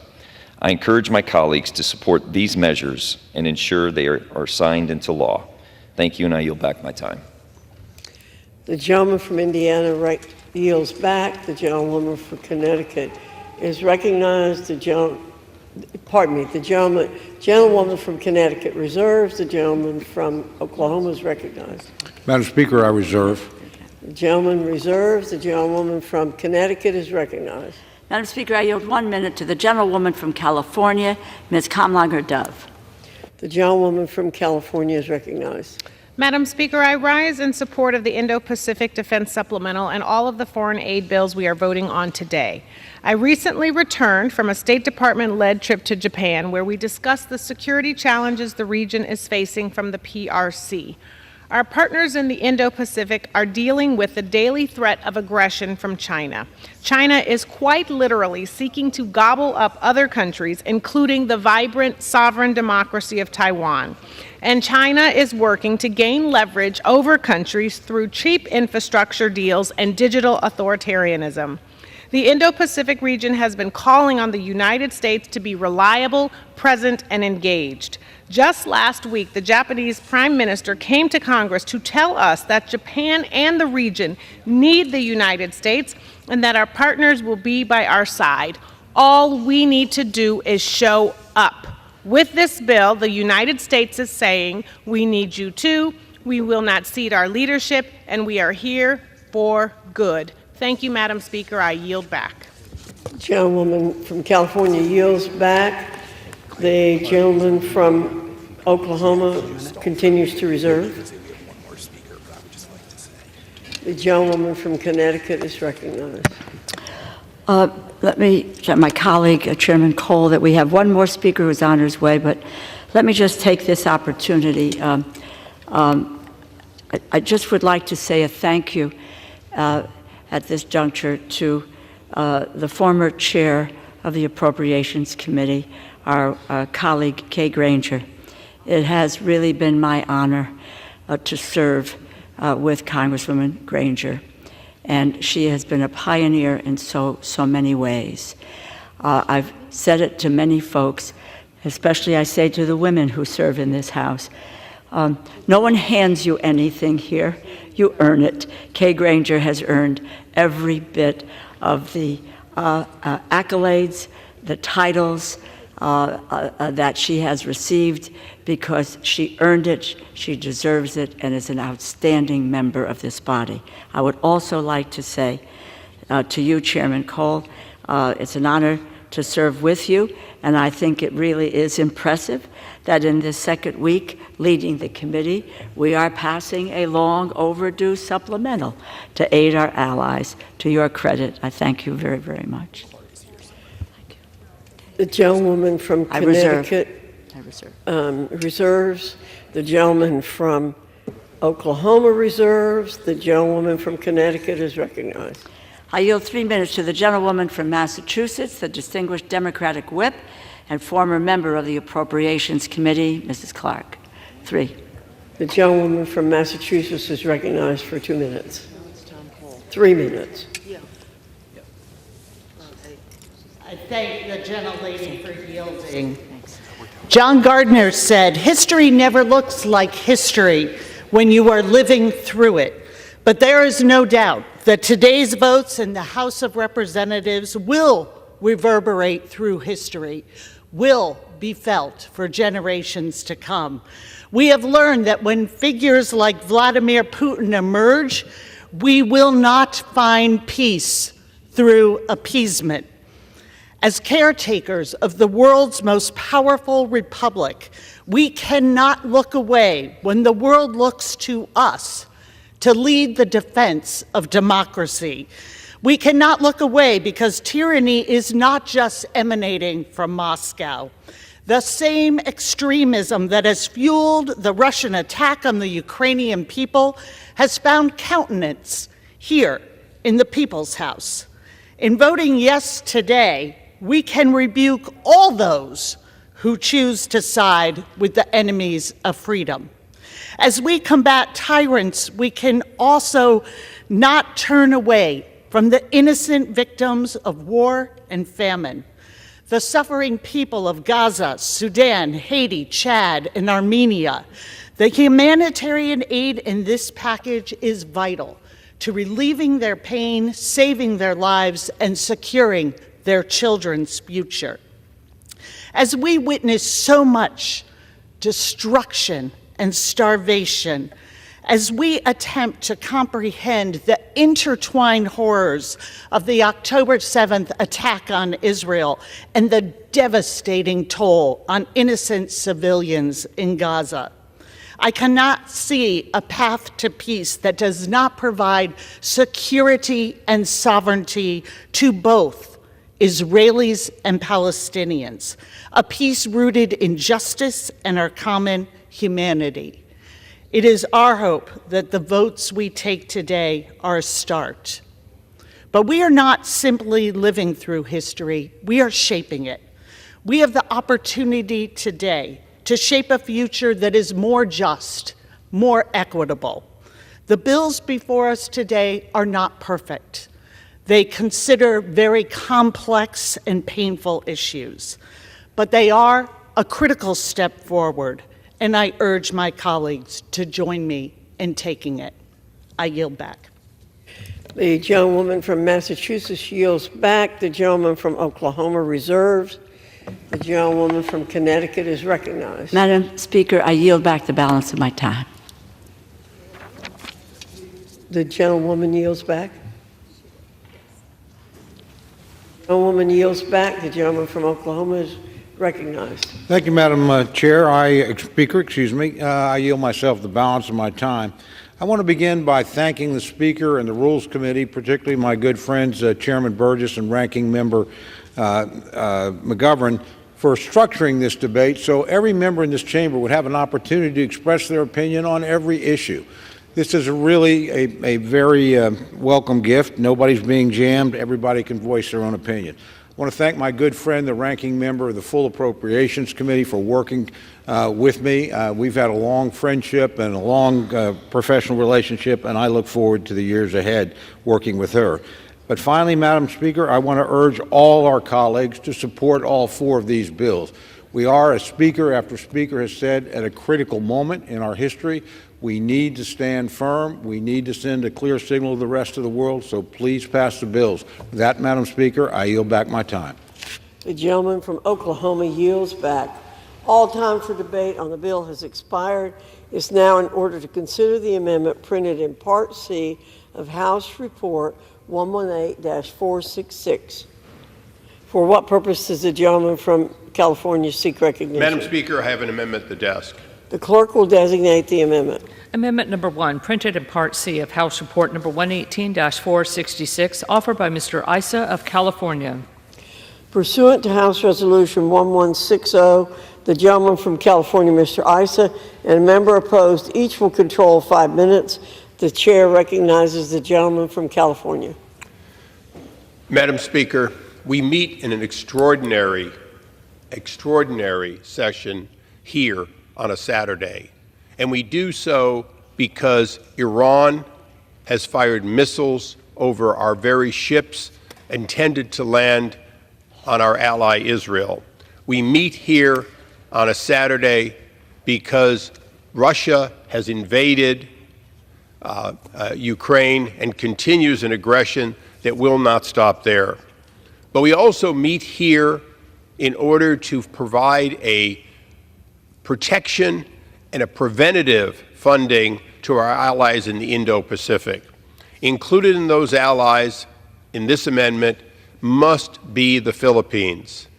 Only days ago, the President of the Philippines and the Prime Minister of Japan met with our President in a trilateral meeting for the first time in literally, I believe, history. They did so to talk about many things, including the joint agreement for defense that includes Japan and the U.S. both participating in the Philippines in their defense on their soil by their invitation. That is how grave the threat from China is, and how nothing will do a better job of preventing yet a third major area of conflict than peace through strength. And so, Madam Speaker, I urge the support for this amendment and reserve the balance of my time. Gentleman from California reserves. The gentlewoman from Connecticut for what purpose does the gentlewoman from Connecticut seek recognition? Madam Speaker, I claim the time in opposition, though I am not opposed to the amendment, and I yield Without objection, the gentlewoman is recognized for 5 minutes. I yield 1 minute to the gentleman from Virginia, Mr. Scott. The gentleman from Virginia is recognized for 1 minute. Thank you, Madam Speaker. I rise today in support of the amendment that I joined with Congressman Issa and Moylan in support of foreign military funding for the Philippines. Earlier this month, as co-chair of the U.S.-Philippines Friendship Caucus, I had the opportunity to meet with the President of the Philippines, along with members of the Philippine House of Representatives, to discuss important bilateral relationship between our two countries. In these discussions, we emphasized a shared maritime vision of keeping peace and freedom, particularly in the South China Sea. And as the gentleman from California mentioned, we were pleased to see the Biden administration recognize this important relationship, particularly by enhancing the Defense Cooperation Agreement. This which will allow the United States and the Philippines to better address the shared challenges in the Indo-Pacific region. I urge my colleagues to support the amendment and yield back the balance of my time. Gentleman from Virginia yields back. The gentlewoman from Connecticut reserves. The gentleman from California is recognized. Madam Speaker, it's my honor to recognize and yield 1 minute to the gentleman from Guam. The gentleman is recognized for 1 minute. Thank you, Madam Speaker. I rise today to emphasize the importance of supporting our ally, the Philippines, as they stand on the front lines of China's gray zone warfare in the Philippine Sea. The U.S. needs to further commit to its security cooperation efforts with our friends in the Philippines. Since increasing Philippine foreign military finance in 2022, we have drastically improved in their ability to counter regional threats. Madam Speaker, we can do more. Our Philippine allies are harassed and intimidated daily. This includes high-pressure water cannons against civilian Philippine fishing vessels in their own waters. To show our support, I introduced with Congressman Bobby Scott H-Res 837, reaffirming the ties between the United States and the Philippines. Funding our allies is simple math. Dedicating $500 million in 1 year ensures the protection of 9 critical military bases and posts, protecting 11 million Filipino citizens across 300,000 square kilometers. The Philippine Department of National Defense has stored record with military operations planning with U.S. Indo-PACOM leaders and to meet further fight to force.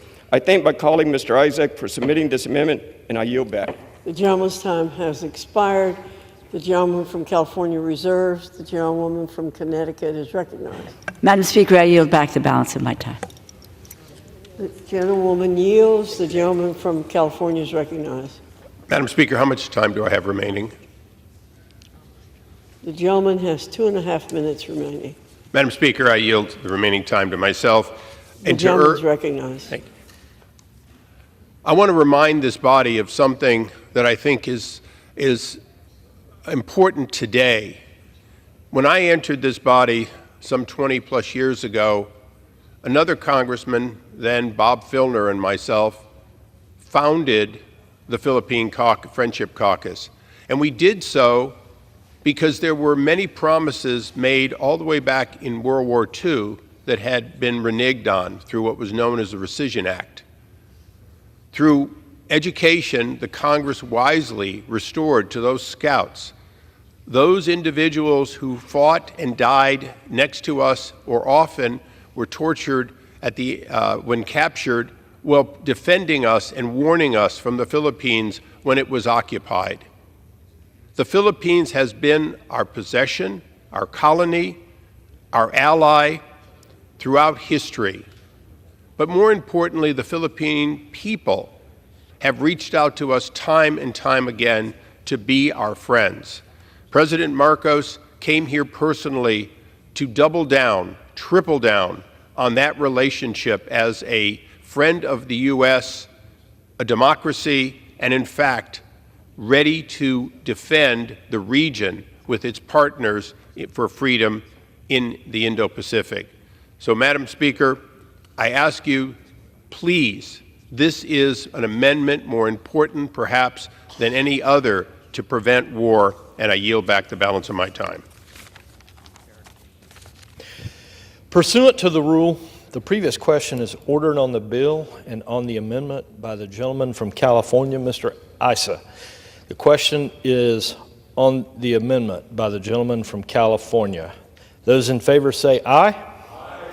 Those opposed, no. The ayes have it. The amendment is agreed to.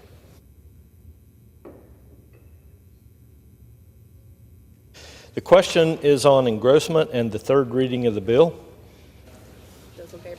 Those in favor say aye. Those opposed, no. The ayes have it.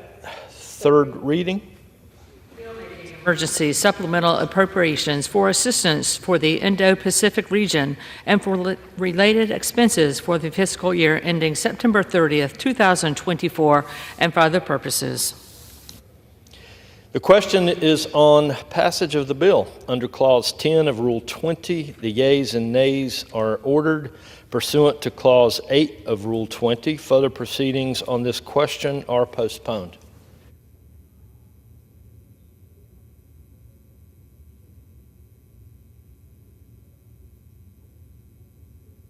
For what purpose does this gentleman from Oklahoma? Mr. Speaker, I would request the yeas and nays.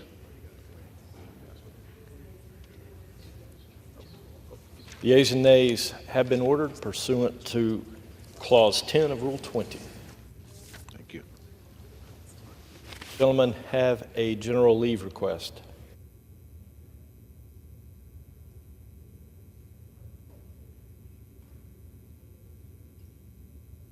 For what purpose does the gentleman from Florida seek recognition? Mr. Speaker, I ask unanimous consent that all members have 5 legislative days to revise and extend their remarks and include extraneous materials on H.R. 8035. Without objection.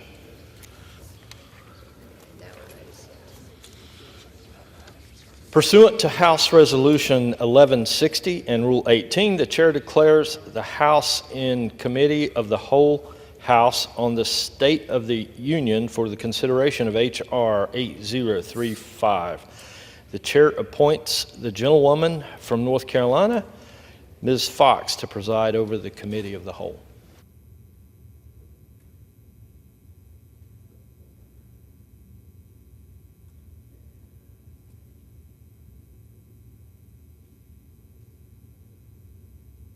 Is in the Committee of the Whole House on the State of the Union for the consideration H.R. 8035, which the clerk will report by title. A bill making emergency supplemental appropriations to respond to the situation in Ukraine and for related expenses for the fiscal year ending September 30th, 2024, and for other purposes. Pursuant to the rule, the bill is considered read the first time. General debate shall be confined to the bill and shall not exceed 30 minutes, equally divided and controlled by the chair and ranking minority member of the Committee on Appropriations or their respective designees. The gentleman from Oklahoma, Mr. Cole, and the gentlewoman from Connecticut, Ms. DeLauro, each will control. The gentleman from Florida, Mr. Diaz-Balart, and the gentlewoman from Connecticut, Ms. DeLauro, each will control 15 minutes. The chair recognizes the gentleman from Florida, Ms. Diaz-Balart. Thank you very much, Madam Chairwoman. I yield myself as much time as I may consume. The gentleman is recognized. Madam Chairwoman, I rise in support of H.R. 8035, the Ukraine Security Supplemental Appropriations Act, as well as the other 2 national security supplemental bills and the 4th bill that is full of strong conservative policy priorities. As we stand here today, a strategic military troika of evil sits over the horizon, marching towards the destruction of the values that we and our democratic allies hold so dear. We can either turn our heads away and hope to appease this great evil, or we can stand with our allies and confront this nefarious scourge. History has taught us that appeasement does not work. And it was attempted not that long ago through the failed Obama-Clinton reset with the communist KGB thug Putin. That administration believed that Putin could be satiated with Georgia and Crimea. They were wrong. And today, Putin's appetite has only grown. Now he wants all of Ukraine. Tomorrow, Moldova, the Baltics, Poland. Madam Chair, history repeats itself. I'm reminded that in 1947, Congress provided military and economic support for Greece and Turkey, keeping them out of the hands of the Soviet Union. And today, this Congress has the chance to do the same by supporting these bills that confront the Troika and fully fund our security commitments to support Israel, Taiwan, and Ukraine, which are confronting existential challenges to their very existence. The only way to stand up to Putin and others like him, in the words of Ronald Reagan, is peace through strength. That is what every member voting yes on these bills is standing for today. This bill supports that principle, 2/3 of which will be spent here at home through investments in the U.S. defense industrial base to replenish our military equipment. The supplemental also provides critical security assistance to help ensure that Ukraine has the training and weapons it needs to stop Putin, such as traditional artillery rounds and air defense systems. Please take note of this. This bill requires a clear strategy from the administration that defines and prioritizes U.S. national security interests in Ukraine. It also includes unprecedented oversight and accountability requirements, including robust funding for our Inspector General and end-use monitoring of U.S. defense transfers. Also, economic assistance to Ukraine is subject to extensive burden sharing and transparency requirements, including the unprecedented cost matching by our European and other allies. Madam Chair, in addition, for the first time ever, this bill requires that the funding we provide to Ukraine for economic assistance be subjected to repayment to the United States of America. In sum, Madam Chairwoman, this is a critical bill that directly supports the national security interests of the United States, and I urge a strong yes vote and reserve the balance of my time. The gentleman from Florida reserves. The gentlewoman from Connecticut is recognized. Madam Chair, I yield myself such time as I may consume. The gentlewoman is recognized. Madam Chair, I rise in strong support of the Ukraine Security Supplemental Appropriations Act. This provides Ukraine with desperately needed aid and munitions to fight back against tyranny, against Putin's tyranny. Vladimir Putin's greed, aggression, and unyielding pursuit of power have led to grievous loss of life and humanitarian devastation. The cruelty against innocent civilians at the hands of Putin and his cronies is devastating. And we know very well that Russia's invasion is not only a threat to Ukraine's physical security, but also a threat to the very core of Ukrainian and global democracy. Putin is betting that he cannot last the will and the determination of Ukraine, the United States, and other Western allies. Some in this body seem inclined to prove him right. We must prove him definitively wrong. It is completely misguided. It's an affront to our nation's history and our heritage to suggest that we would be putting America first by retreating from the world stage. We put America first by demonstrating the power of American leadership, that we have the strength and the resolve and the heart to fight for the most vulnerable people, protect their freedom, and preserve their dignity. This bill will provide $14 billion for the training, equipment, weapons, logistics support, intelligence, and other supplies and resources to support Ukraine's military. It will provide nearly the same amount for us, the United States, to replenish our own equipment stocks.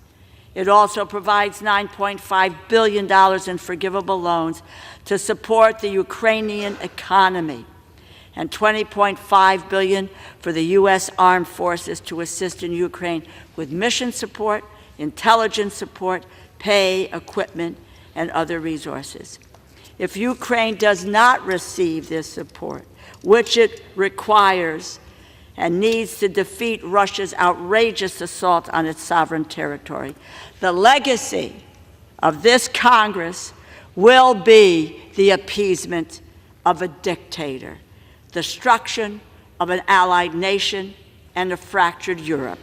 Gone will be the post-war order that has kept Europe free and prosperous. Gone will be our credibility in the eyes of our allies and our adversaries.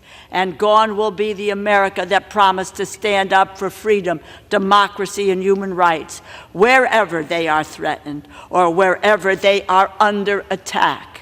Our allies are facing existential threats, and our friends and foes around the world are watching, waiting to see how America will respond. Vladimir Putin is watching. Our allies in NATO and across Europe are watching. What course will America take? We must stop Putin in his tracks right now. The world must see our resolve. We need to support Ukraine. I reserve the balance of my time. Gentlewoman from Connecticut reserves. The gentleman from Florida is recognized. Thank you. I would now like to yield 1 minute to the gentleman from Ohio, the chairman of the Permanent Select Intelligence Committee, Mr. Turner. Again, for 1 minute. The gentleman from Ohio is recognized for 1 minute. Thank you, Madam Chair. I want to begin by thanking the Speaker for bringing this bill to the floor for the importance of serving our national security. This bill will have overwhelming support on this House floor today.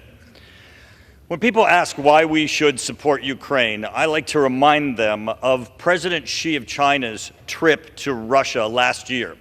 When President Xi stood next to Vladimir Putin, he had an open mic, and he said, "Change is coming that hasn't happened in 100 years, and we are driving this change together." The we is Vladimir Putin and President Xi, and the 100 years, we know what that is. That's World War I and World War II. They themselves stood together and articulated that this is a battle between authoritarianism and democracy, and we must stand for democracy and against authoritarianism. Also, according to the Kiel Institute for the World Economy, our European allies have committed to giving more than $60 billion in military aid since Russia's unjustified invasion, while the U.S. has given roughly $42 billion. We are less than half. I ask unanimous consent that the Kiel Institute report be entered into the record. Without objection, the gentleman's time has expired. The gentleman from Florida reserves. The gentlewoman from Connecticut is recognized. Madam Chair, I yield 1 minute to the gentlewoman from California, the distinguished Speaker Emerita, Ms. Pelosi. The gentlewoman from California is recognized for 1 minute. Thank you, Madam Speaker. I thank the gentlelady for the distinguished ranking member of Appropriations Committee for yielding, but also for her leadership in bringing this to the floor. I join Mr. Turner and others in saluting the Speaker, as well as our leader, Mr. Jeffries, for making this important legislation possible. I associate myself with everything that's been said already about Ukraine, but I want to just focus on one particular area. 2 years ago and almost 2 weeks ago, I led the first high-level delegation to Kyiv, and we saw firsthand the courage of the people, the danger of the Russians. But let me just tell you what is heartbreaking about it. Vladimir Putin has instructed his troops to use rape, kidnapping, and murder in front of family members as a weapon of war to demoralize the people of Ukraine. I hope that our colleagues will choose democracy and decency rather than autocracy and evil, because I fear that if you choose the Putin route, you will have blood on your hands. Blood of the children, blood of their mothers, raped in front of their parents, raped in front of their children. I urge an aye vote on this and all the other bills before us today. Thank you, Madam Speaker. The gentlewoman's time has expired. The gentlewoman from Connecticut reserves. The gentleman from Florida is recognized. Madam Chairwoman, thank you. I yield the gentleman from North Carolina, who is a member of the Appropriations Committee, Mr. Edwards. I yield for 1 minute. The gentleman from North Carolina is recognized for 1 minute. Ronald Reagan said, democracy is worth dying for because it's the most deeply honorable form of government ever devised by man. Madam Chair, that is but one of the reasons I rise today in support of H.R. 8035. At this moment, the world is looking to America for leadership and asking, do we still stand behind our belief in democracy, and are we the world power that we acclaim?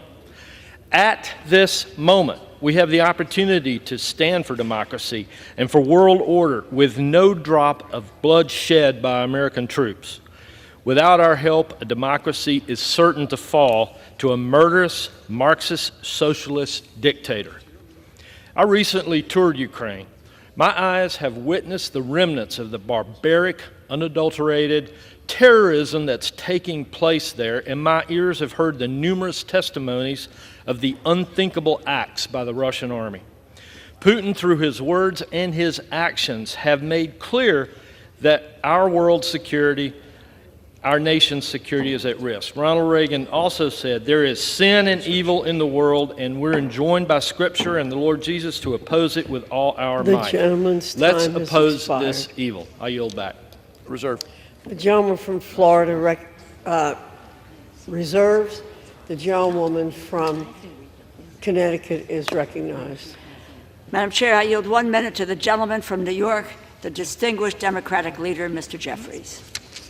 The gentleman from New York is recognized for 1 minute.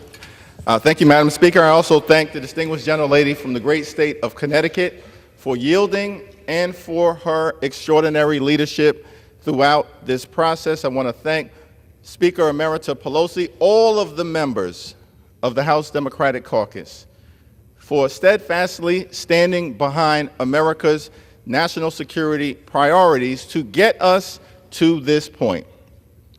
Madam Speaker, I rise today in strong support of the legislative package that is before the Congress. For months, the national security priorities of the American people has been obstructed by pro-Putin extremists determined to let Russia win.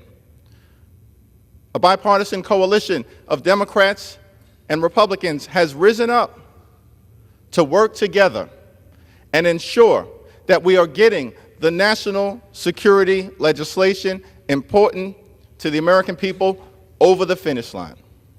House Democrats have risen to the occasion. President Joe Biden has risen to the occasion. Traditional conservatives, led by Speaker Mike Johnson, have risen to the occasion. We have a responsibility, not as Democrats or Republicans, but as Americans, to do what is necessary to defend democracy wherever it is at risk and the best interests of the free world. That is what this legislation represents.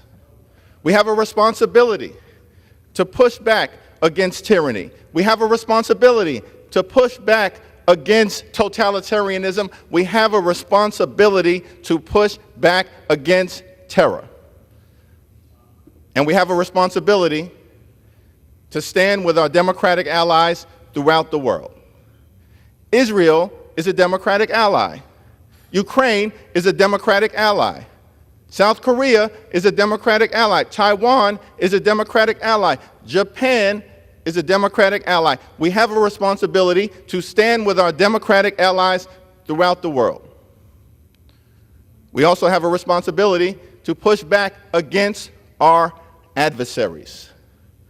Russia is not our friend. The Chinese Communist Party is not our friend. Iran is not our friend. We have a special relationship that exists between the United States and Israel.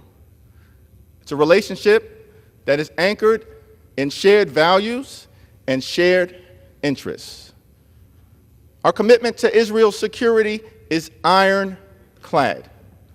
Israel has a right to exist as a Jewish and democratic state and safe haven for the Jewish people who have faced centuries of persecution throughout the years. The events of October 7th make clear that Hamas must be decisively defeated for the good of Israel, for the good of the Palestinian people, for the good of peace in the Middle East, for the good of the free world. Hamas must be decisively defeated. At the same time, there are other urgent priorities. We must do everything possible to make sure that we are freeing the hostages so they can safely return to their families, and do everything possible to surge humanitarian assistance into Gaza so we can help out Palestinian civilians who are in harm's way through no fault of their own. We must surge in food, surge in medicine, surge in humanitarian assistance. That is what this package will help accomplish, with more than $9 billion in humanitarian assistance. The events of October 7th and the suffering of Palestinian civilians in the theater of war are heartbreaking. Any person of goodwill should come to the conclusion that we have to find a way to achieve a just and lasting peace between Israel and the Palestinian people. And the only way for that to happen is for us to truly commit to a two-state solution when the moment presents itself, with a safe and secure Israel living side by side in peace and prosperity, with a demilitarized Palestinian state that provides dignity and self-determination for the Palestinian people. Let us recommit to accomplishing that objective. The humanitarian assistance in this legislative package will also allow the United States to be there to support people who are suffering all across the world, including millions in Haiti and millions in the Sudan, dealing with famine and starvation in a war-torn environment. This legislation, of course, will allow us to stand with our allies in the Indo-Pacific in the face of continued aggression from the Chinese Communist Party, to make sure that freedom and democracy and these values all across the world will continue to be triumphant. This legislation will allow us to support the bravery and the courage of the Ukrainian people, who, against all odds, continue to stand for what we as Americans believe in. In February of 2022, we were told that Ukraine would likely fall in a week, and that Russian troops would be in Kyiv in a week. But the bravery, the courage, the resilience of the Ukrainian people in the face of the most powerful military in Europe has proven to be consequential in partnership with American support and that of our NATO allies. But the Ukrainian people have taught us something, that in the face of an incredible military apparatus that they were confronting against all odds, that when a people believe in freedom or liberty or democracy, that can overcome even the mightiest of militaries.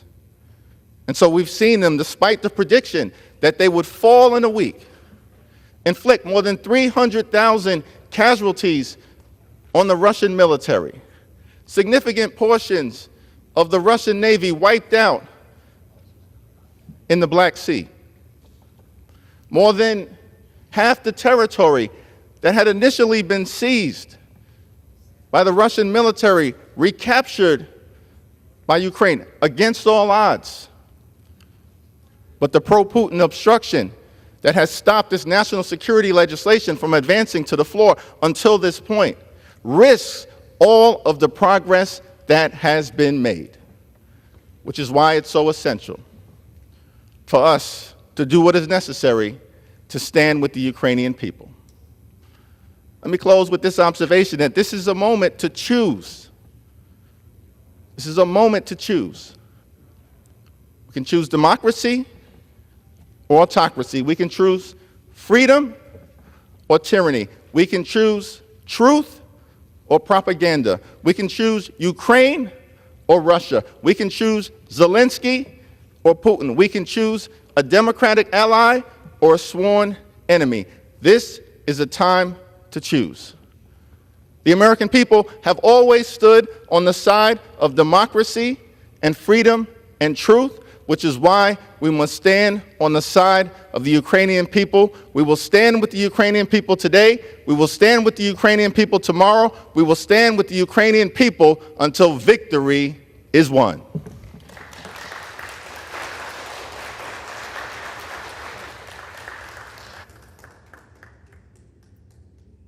The chair will remind all persons in the gallery that they are here as guests of the House and that any manifestation of approval or disapproval of proceedings is in violation of the rules of the House. The gentleman from Florida is recognized. I'd like to yield 1 minute for the gentleman from Florida, Mr. Waltz. Mr. Speaker, my colleagues and I have led the charge on stopping Putin in the face of Biden's too little too late strategy. But before we go any further, we have asked for 4 simple things: a strategy to get us out of this stalemate, protect the U.S. border as a first principle, real burden sharings with the European, and a smart energy policy. We've got none of that, Mr. Speaker, yet 2.5 years into this war, we still don't know what success looks like. Is it Crimea? Is it all of the Donbass? Is it hold what you got? We don't know because President Biden won't tell us and the American people. We must close the U.S. border and defend it as a matter of first principle. It's not an either or, but it is a matter of priorities. We hear the EU and NATO are doing all it can. Baloney.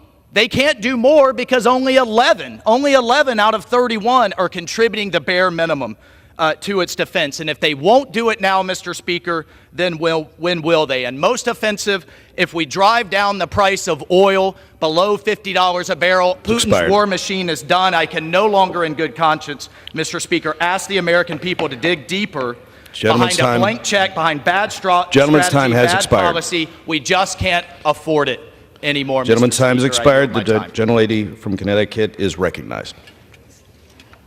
Chair, I yield 2 minutes to the gentlewoman from Ohio, the ranking member of the Energy and Water Subcommittee, Ms. Kaptur, who has been indefatigable and courageous in her struggle to support the Ukrainian people, and we thank you, Congresswoman Kaptur. I thank the distinguished ranking member of the full committee for yielding me the time and rise to support liberty for Ukraine.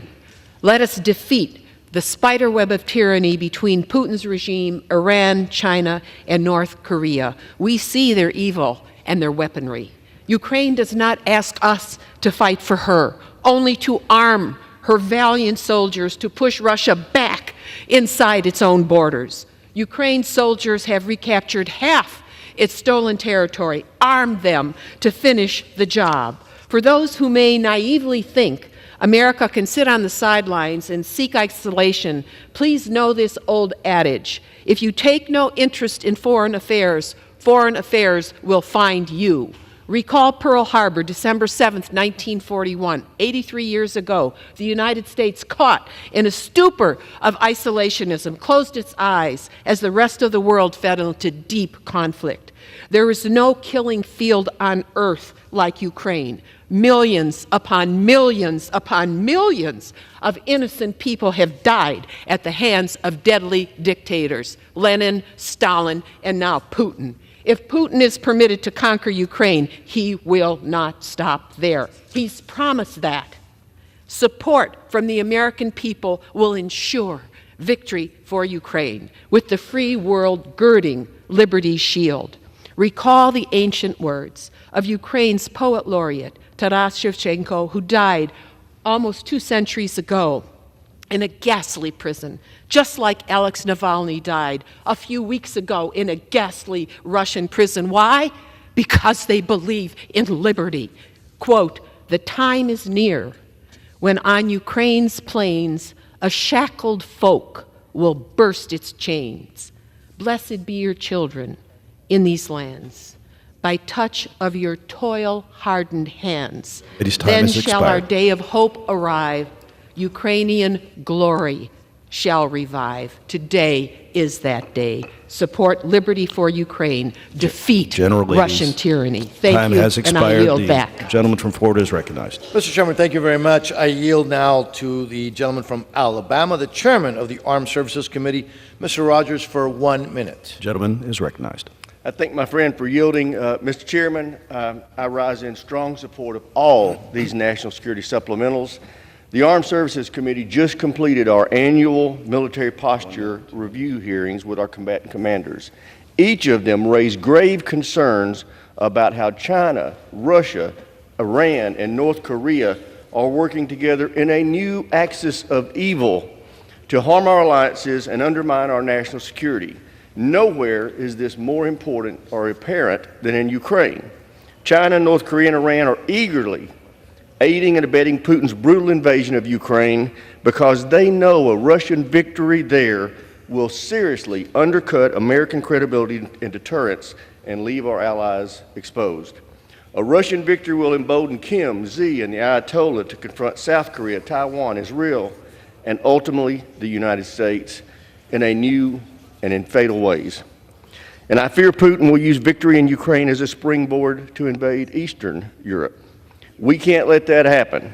We must restore American deterrence. That starts by passing these national security supplementals. With that, Gentleman from Florida reserves. The gentlelady from Connecticut is recognized. Chair, I yield 2 minutes to the gentlewoman from California, the ranking member of the State and Foreign Operations Subcommittee, Ms. Lee. Gentlewoman is recognized for 2 minutes. Thank you very much. I want to thank the distinguished ranking member for yielding and also for her tremendous leadership on global peace and security issues in this House. Thank you. Mr. Chairman, I rise in strong support of H.R. 8035. This bill provides nearly $10 billion in economic assistance for Ukraine and surrounding countries with nearly $8 billion in direct budget support. Now, when I visited Ukraine in 2019, I immediately recognized the love of the Ukrainian people for their country and for their democracy. Since the war broke out, I've met with Ukrainians in the region. Actually, I was with Speaker Pelosi during that visit. And I've met and heard firsthand the dire situations that they face amidst Russian aggression. I've talked with civil society organizations funded by the United States who, facing danger and violence, are supporting refugees, vulnerable people, women, and children. I was deeply moved by their stories and their commitment. The United States must support these brave Ukrainians in their effort to protect their sovereignty because, let's be clear, Putin will not stop until Ukraine's democracy is dismantled, and we all know that he will not stop with Ukraine. Now, as ranking member of the State and Foreign Operations Subcommittee, I am proud that we are also considering other significant investments in United States global leadership today, particularly the more than $9 billion in desperately needed humanitarian assistance. We're facing historic challenges of hunger, displacement, and conflict across the globe. I was recently in Chad, one of the poorest countries in the world. Thousands of refugees are fleeing the horrific war in Sudan. They are in dire need of food and just the basics to survive. These resources will enable the United States to respond to not just the humanitarian needs that we read about on the front page, but the quieter conflicts that are destroying people's lives, such as in Sudan and Haiti. This is a defining moment in our history. I urge my colleagues to respond to the remarkable strength and resilience of the Ukrainian people and stand by them by supporting this supplemental bill. Thank you, and I yield back. The gentlewoman from Connecticut reserves. The gentleman from Florida is recognized. Thank you very much. I yield the gentleman from Texas, Mr. South, for 1 minute. The gentleman is recognized for 1 minute. Mr. Chairman, I rise in opposition to the Ukrainian Security Supplemental Appropriations Act, and I will make a glaring point. This war is not economically speaking, even a fair fight. The gross domestic product of the European Union is 9 times that of Russia's. Their population is 3 times that of Russia's. The European Union can do more. If the United States continues to fund this effort, the EU will not muster the political will to do what they should. Yes, Russia is a strategic adversary of America, but it is a bigger threat to our European allies. NATO nations now, many are not doing the required 2% of GDP on defense. Europe must act with greater urgency. We've heard a lot about Churchill and Chamberlain. May I point out, they're both British. If the Great Britain and Europe as a whole had done more with Austria, with Sudetenland, history might be different. I implore my colleagues to put America's border security ahead of Ukraine's, and I yield back. The gentleman from Florida reserves. The gentlewoman from Connecticut is recognized. Chair, I yield 2 minutes to the gentlewoman from Minnesota, the ranking member of the Defense Subcommittee, Ms. McCollum. The gentlewoman is recognized for 2 minutes. Thank you, Mr. Chair. It's been 6 months since President Biden sent his security supplemental to the Congress, 2 months since the Senate passed it. But today, the House will finally act. And it's not a moment too soon, for the situation in Ukraine is dire. Vladimir Putin has failed to release thousands of Ukrainian children who have been kidnapped and continues to murder Ukrainian citizens on a daily basis. The Ukrainian military faces a severe shortage of ammunition to protect their citizens and their sovereignty. And why? Because for months this House has remained silent, but today that changes. Today we will pass this legislation. We will provide security and economic assistance to Ukraine. We will replenish depleted stocks of U.S. equipment here at home. And we will join and show the Baltic nations, Romania and Poland, that we stand with them, along with our European and NATO allies. Together, we will support the Ukrainian people in their fight for freedom. We will make it clear to authoritarian nations that America will always stand up for democracy here at home and around the world. I urge my colleagues to support these bills, and I yield back, Mr. Speaker. The gentleman reserves. The gentleman from Florida is recognized. Mr. Chairman, I yield to the gentleman from Nebraska, Mr. Flood, 1 minute. The gentleman is recognized for 1 minute. Mr. Speaker, I rise today in support of the supplemental for Ukraine. Less than 100 years ago, Joseph Stalin committed one of the largest genocides in history when he starved millions of Ukrainians to death. Today, Putin's Russia is once again stopping at nothing. They have used Ukrainian civilians as human shields, they've committed horrible acts of sexual violence, and they have abducted tens of thousands of Ukrainian children. The history of atrocities committed by tyrants against Ukraine is a stark reminder of the moral duty we have as Americans to stand with our friends and allies against tyranny and opposition. For those in our country who don't think what's happening in Ukraine has anything to do with us, Putin doesn't just want parts of Ukraine, he wants to end the post-World War II order that has underpinned freedom and economic prosperity in Europe, the United States, and beyond. This package is critical, not just for Ukraine, but for the entire free world so that we can beat back the reincarnation of what President Reagan called the evil empire. I urge my colleagues to join me in supporting it. Thank you, and I yield back. Gentleman from Florida reserves. The gentlewoman from Connecticut is recognized. Chairman, I yield 2 minutes to the gentleman from Illinois, the ranking member of the Transportation, Housing, and Urban Development Subcommittee, co-chair of the Ukrainian Caucus, Mr. Quigley. The gentleman is recognized for 2 minutes. Thank you, Mr. Speaker. Just back from a third trip to Ukraine during the war, and yes, we saw evidence of these Putin war crimes, the mass graves, evidence of torture, religious persecution, kidnapping of children. It reminds us that throughout our history, in moments like this, our country has been called to act, and it did. Called to stand up in the fight for freedom and in the face of tyranny, and to be the arsenal of democracy. But in recent months, we have not met this challenge. It's been said it's never too late to do the right thing. Well, we're coming really close, as we've been handcuffed by extremists and appeasers. And now the pipeline to Ukraine is almost empty. Should we now fail to send additional aid, Ukraine will lose this war, and in Putin's eyes, it will be just the beginning of his efforts to reconstitute the Soviet Union. Inaction risks not just the fate of democracy, but the possibility of drawing our own country directly into war. So today it's particularly important that we heed the voices from the past, from President Ronald Reagan as he espoused the Reagan Doctrine, that we will always defend our friends and allies against Soviet aggression. From President Kennedy saying, we shall pay any price, bear any burden, meet any hardship, support any friend, oppose any foe, to assure the survival and success of liberty. And finally, in his last inaugural, FDR, who reminded us, we have learned that we cannot live alone at peace, that our well-being is dependent on the well-being of other nations far away. We can and must act. Thank you, and I yield back.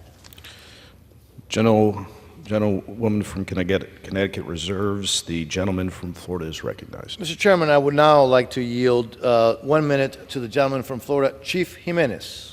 The gentleman from Florida is recognized for 1 minute. Thank you, Mr. Speaker. I rise today in support of the supplemental for Ukraine. For the past 2 years, Ukraine has valiantly fought against the barbaric and unjustified invasion by Vladimir Putin and Russia. We have now reached an inflection point. Ukraine is running out of time, bullets, and arms necessary to defeat Russia. This supplemental will allow Ukraine to counter Russia with new and more advanced aid. It will also help by replenishing U.S. weapons, stocks, and facilities. America is seen as the beacon of hope across the globe, and our enemies are watching our actions closely today. As the Chinese Communist Party, Iran, North Korea, and even Cuba all line up behind Putin, it is time to do the same for our friends and allies. When I was 6 years old, my family fled my native homeland of Cuba. I personally know the evils of communism. The freedoms of this country are what brought my family here. They are worth fighting for. The Ukrainian people are only asking for help in fighting for that same freedom.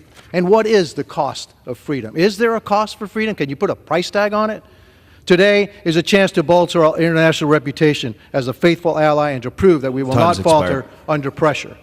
This is an opportunity to help our allies and discourage our adversaries. I urge support and yield back. Gentleman, time's had expired. Gentleman from Florida reserves. The gentlelady from Connecticut is recognized.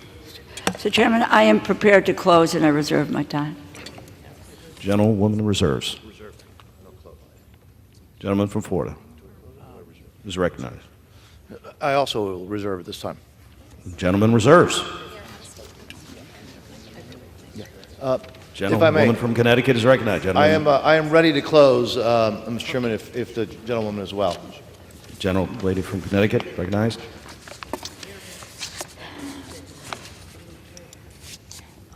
Mr. Chairman, this needs to be a proud moment for all of us. This country, this great United States of America, has always led, has always taken the high ground and the moral responsibility to do the right thing. To support a nation which has only asked us to help them maintain their sovereignty, maintain democracy, and let them ally with us in the United States. The Speaker of this House has come out in support of aid to Ukraine. He said, and I quote, "History judges us for what we do." This is a critical time in the world, on the world stage, and the Speaker continued, "I would rather send bullets to Ukraine than American boys." We need to send military equipment, arms, what Ukraine needs to defeat an aggressor who is responsible for the death of millions of civilians. We have a moment today to say no to tyranny. We have a moment to take back the moral high ground for the United States, and that say we do not walk away from an ally. We do not walk away from freedom. We do not walk away from human rights. We do not walk away from democracy. That is not the United States of America. Winston Churchill once said, "Success is not final. Failure is not fatal. It is the courage to continue that counts. We know of no nation today who has had the courage to continue as Ukraine has. And the United States needs to have the courage to stand up and to help them continue when it counts and defeat a tyrant and autocrat whose relish for power knows no bounds. It is our moral responsibility. Today, we need to stand with Ukraine. I urge my colleagues to support this bill. The gentlewoman has yielded back. Gentleman from Florida is recognized. Mr. Chairman, thank you. In closing, we may be nearing a dangerous inflection point in this war. If the thug Putin were to win, it would be a disaster for our national security, frankly, on par with the Biden administration's chaotic withdrawal from Afghanistan. Imagine how this outcome would embolden Russia's key strategic ally, Communist China, to undertake military coercion and aggression against Taiwan, and the fateful consequences that would stem from that. I want to remind my colleagues that appeasement never works. Harry Truman and Ronald Reagan both understood, as President Reagan said, and I quote, "We know only too well that war comes not when the forces of freedom are strong, but when they are weak. It is then that tyrants are tempted. It is time to be resolute. Let's heed the lessons of history and support this bill." Finally, I want to thank Speaker Johnson for his principled leadership and his fortitude in moving forward with this bill. In the face of daunting obstacles, his resolve is a testament to his strength of character. I also want to thank Chairman Cole, Ranking Member DeLauro, for their leadership on this bill. I urge a strong yes vote, and with that, I yield back the remaining part of my time. The gentleman yields. All time for general debate has expired. Pursuant to the rule, the bill shall be considered for amendment under the 5-minute rule. The amendment printed in Part A of the House Report 118-466 shall be considered as adopted, and the bill, as amended, shall be considered as read. No further amendment to the bill as amended is in order except those printed in Part B of House Report 118-466.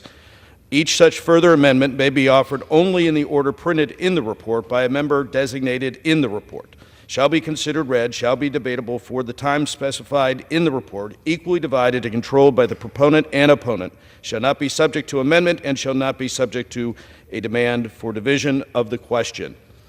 It is now in order to consider the Amendment 1 printed in Part B of House Report 118-466. For what purpose does the gentlewoman from Indiana seek recognition? Mr. Speaker, I have an amendment at the desk. The clerk will designate the amendment. Amendment number 1, printed in Part B of House Report number 118-466, offered by Mrs. Sparts of Indiana.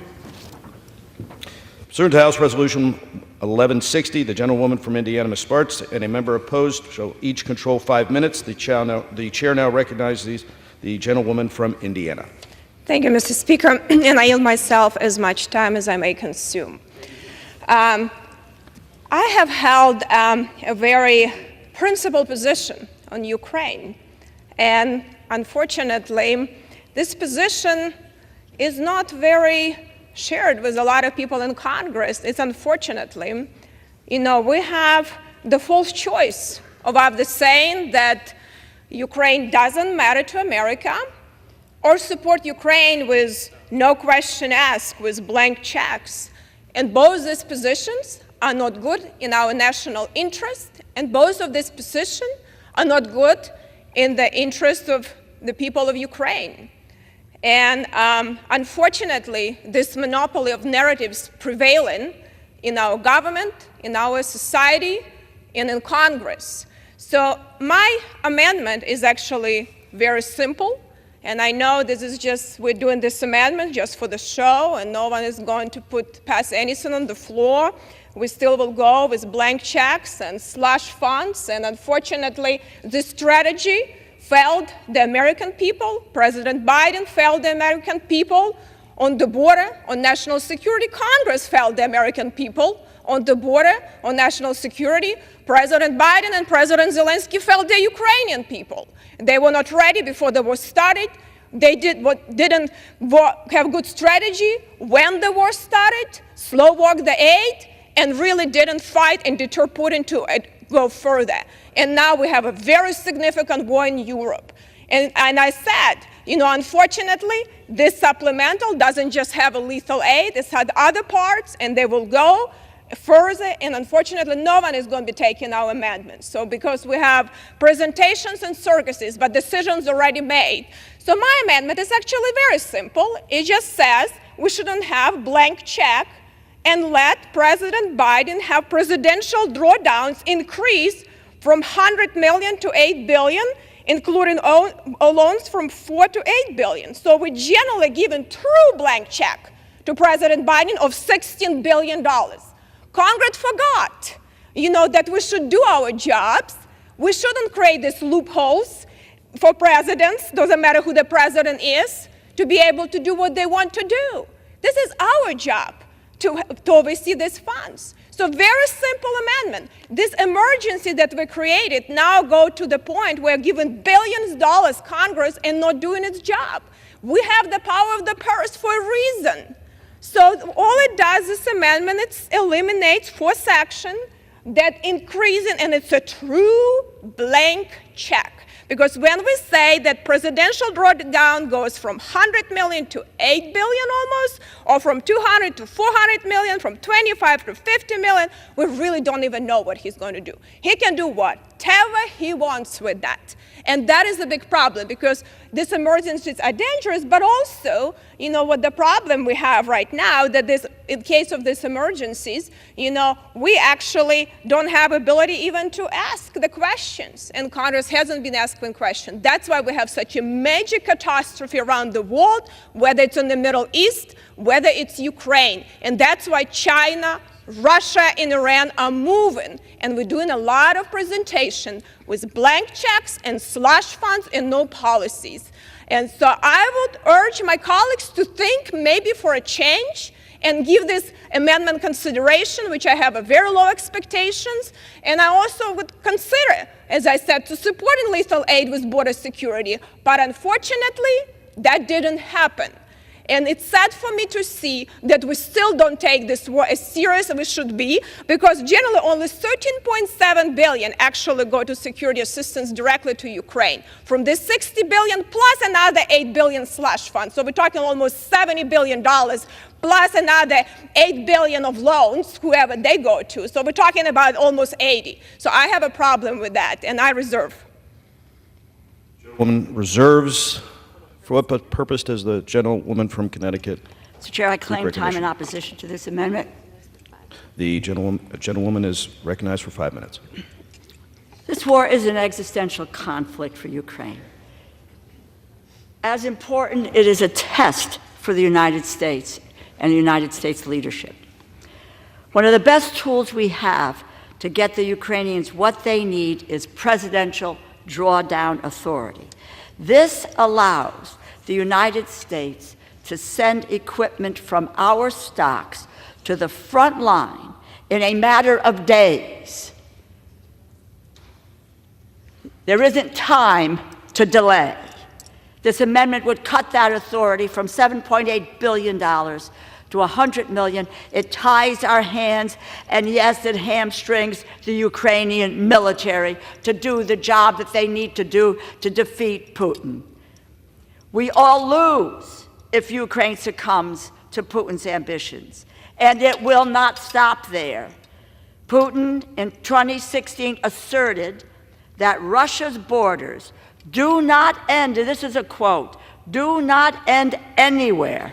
Russian officials just this spring have threatened Finland, Romania, Armenia, Estonia, Lithuania, and Moldova, removing the best tool that the United States has to exercise in terms of a moral clarity and responsibility, that we can move quickly to arm our allies would be a grave mistake. Please vote no on this amendment, and I yield back the balance of my time. The gentlewoman reserves. The gentlelady yielded back. The gentlelady How much time from do I have India. remaining? Gentleman has 30 seconds. Okay.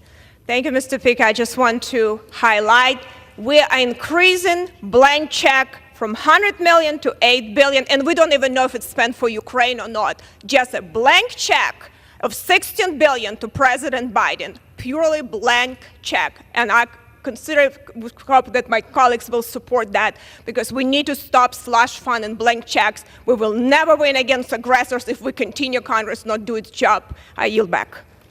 The gentlewoman yields back. The question is on the amendment offered by the gentlewoman from Indiana. Those in favor say aye. Those opposed say no. In the opinion of the chair, the noes have it. The amendment is not agreed to. I request a recorded vote. Purposes, gentlelady from Indiana, seek recognition. I request yeas and nays. Do you request a recorded vote? Recorded vote. Okay, so pursuant to Clause 6 of Rule 18, further proceedings on the amendment offered by the gentlewoman from Indiana will be postponed. It is now in order to consider Amendment Number 2, printed in Part B of House Report 118-466. For what purpose does the gentlewoman from Georgia seek recognition? Mr. Speaker, I have an amendment at the desk. The clerk will designate the amendment. Amendment number 2, printed in Part B of House Report number 118-466, offered by Ms. Green of Georgia.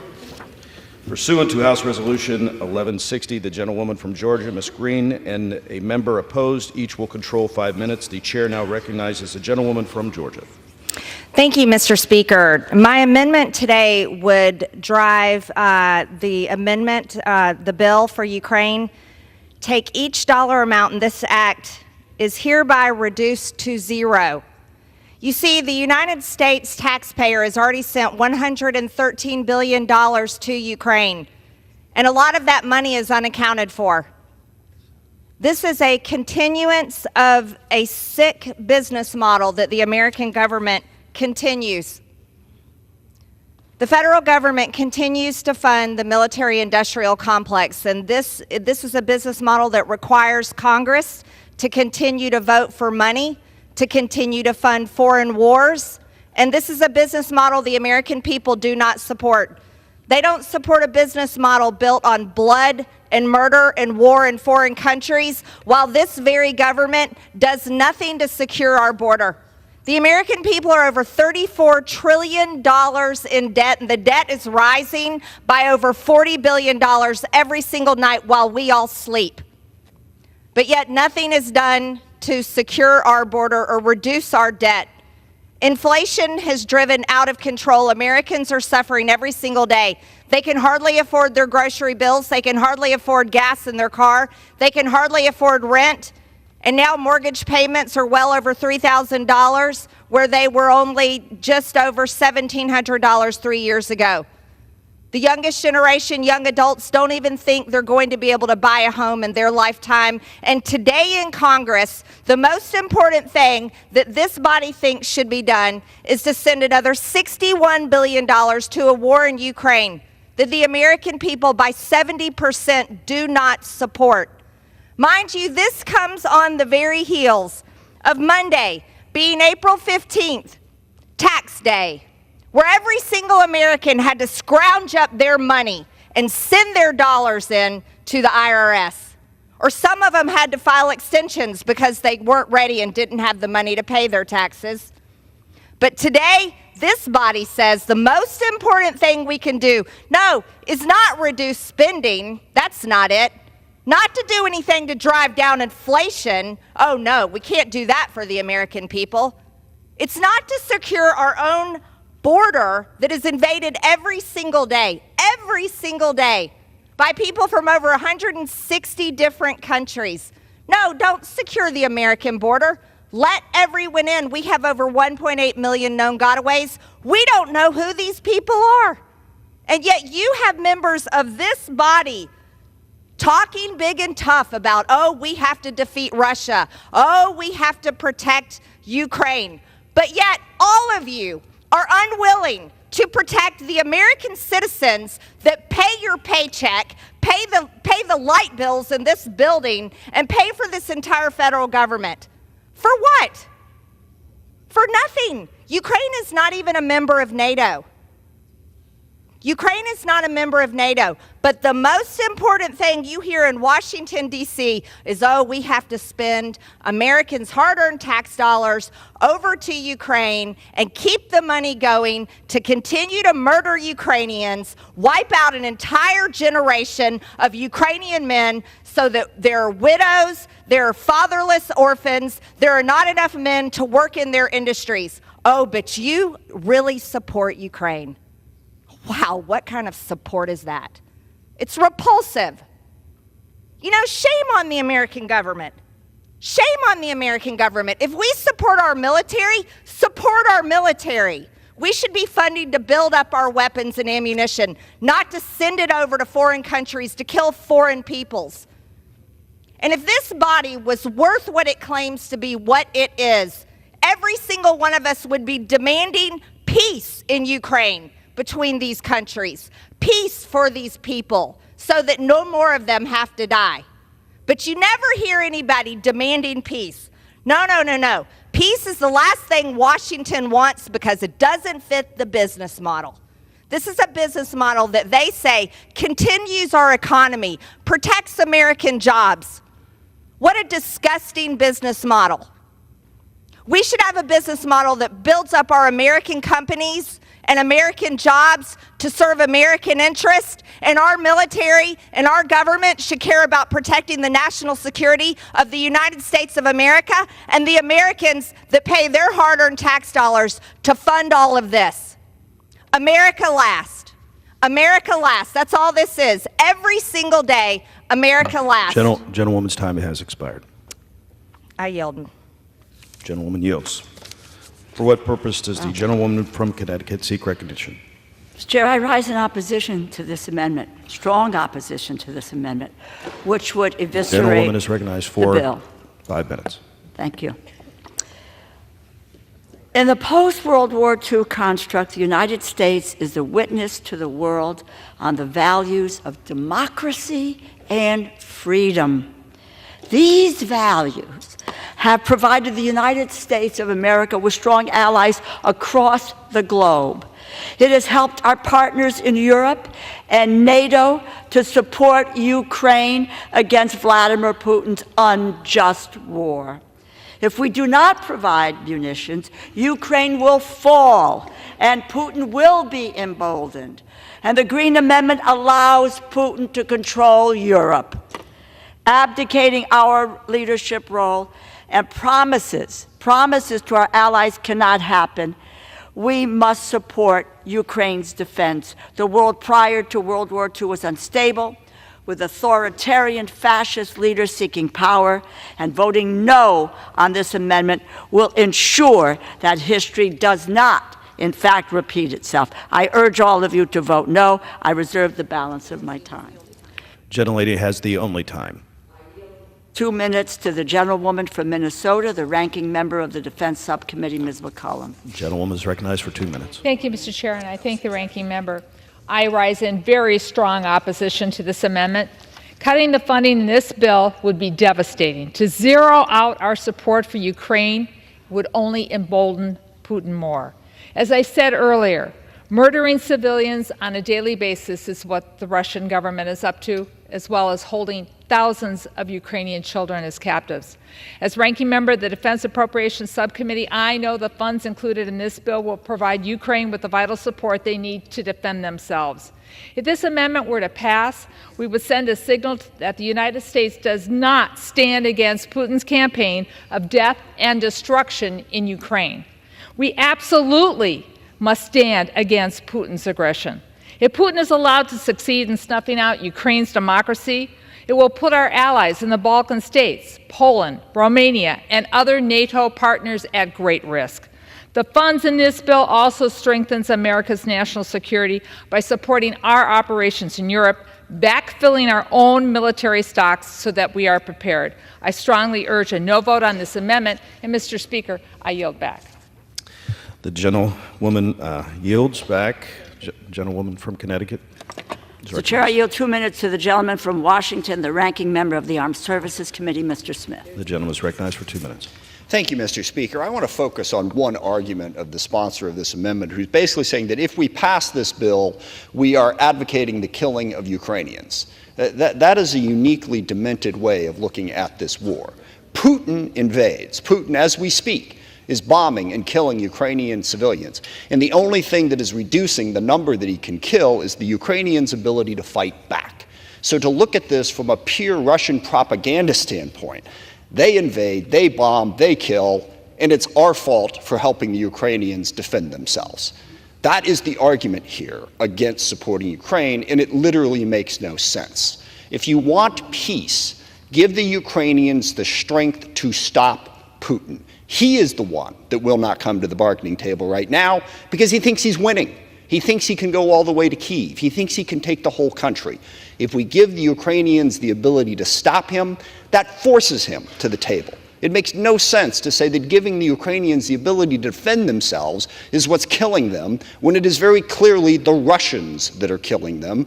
And I would also note that no president has added more to the deficit in one 4-year, or the debt, sorry, in one 4-year term than President Trump.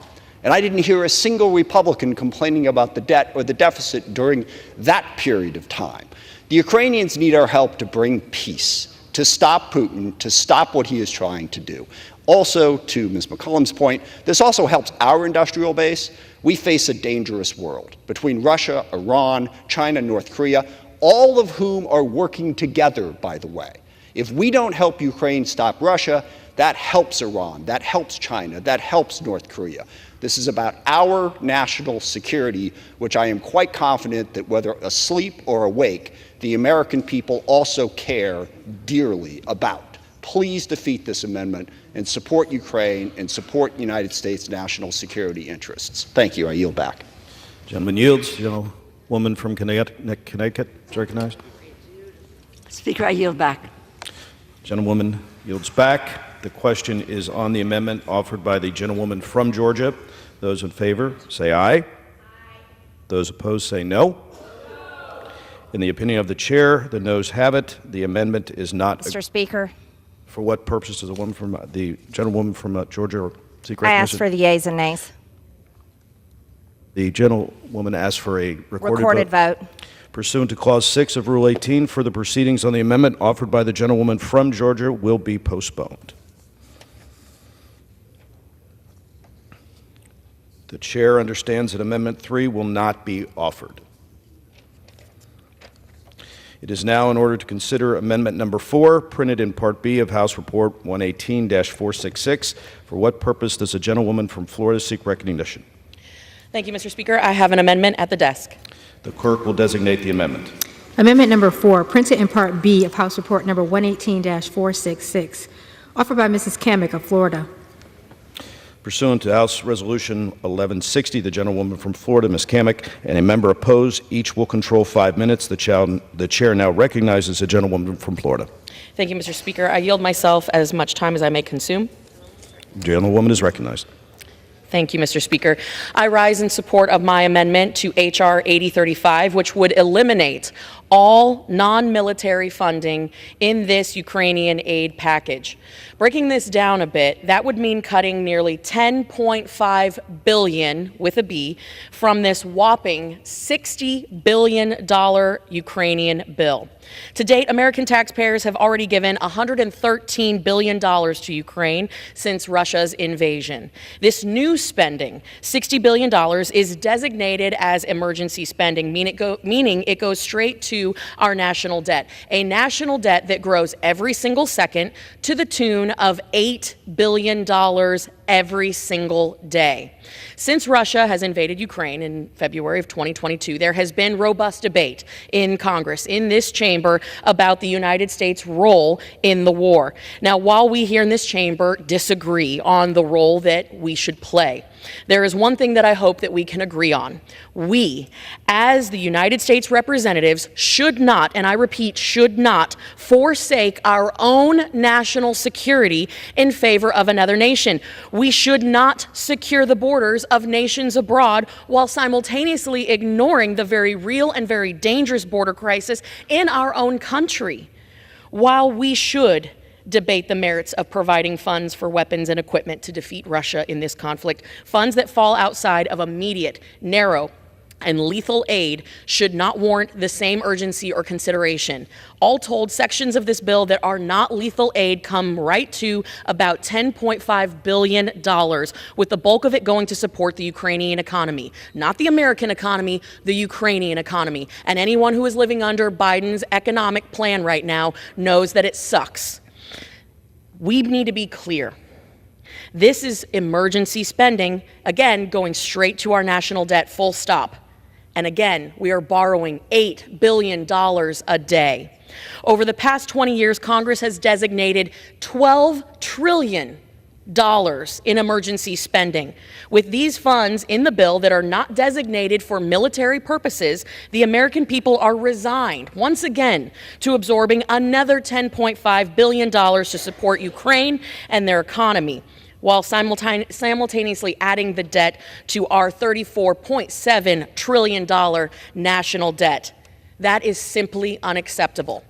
We are robbing Peter to pay Paul, and the American people are once again left holding the bag. You cannot stand here on this chamber's floor as a representative of the American people in the people's house and sincerely say that you have done everything possible to look out for American national security and American economic security if we don't narrow the focus of this bill. We have to adopt this amendment. And by the way, while I was speaking, we have added another $5.5 million to the national debt. I urge my colleagues to support this amendment, and I reserve. Gentlewoman reserves. For what purpose does the gentleman from Florida seek recognition? I claim the time in opposition, if you would. The gentleman is recognized for 5 minutes. Mr. Chairman, I rise in opposition to this amendment from one of the people that I most admire, and again, a dear friend and a colleague from Florida. This is clearly a well-intended amendment. And frankly, when I was listening to her presentation, there are so many things that I agreed with what she said.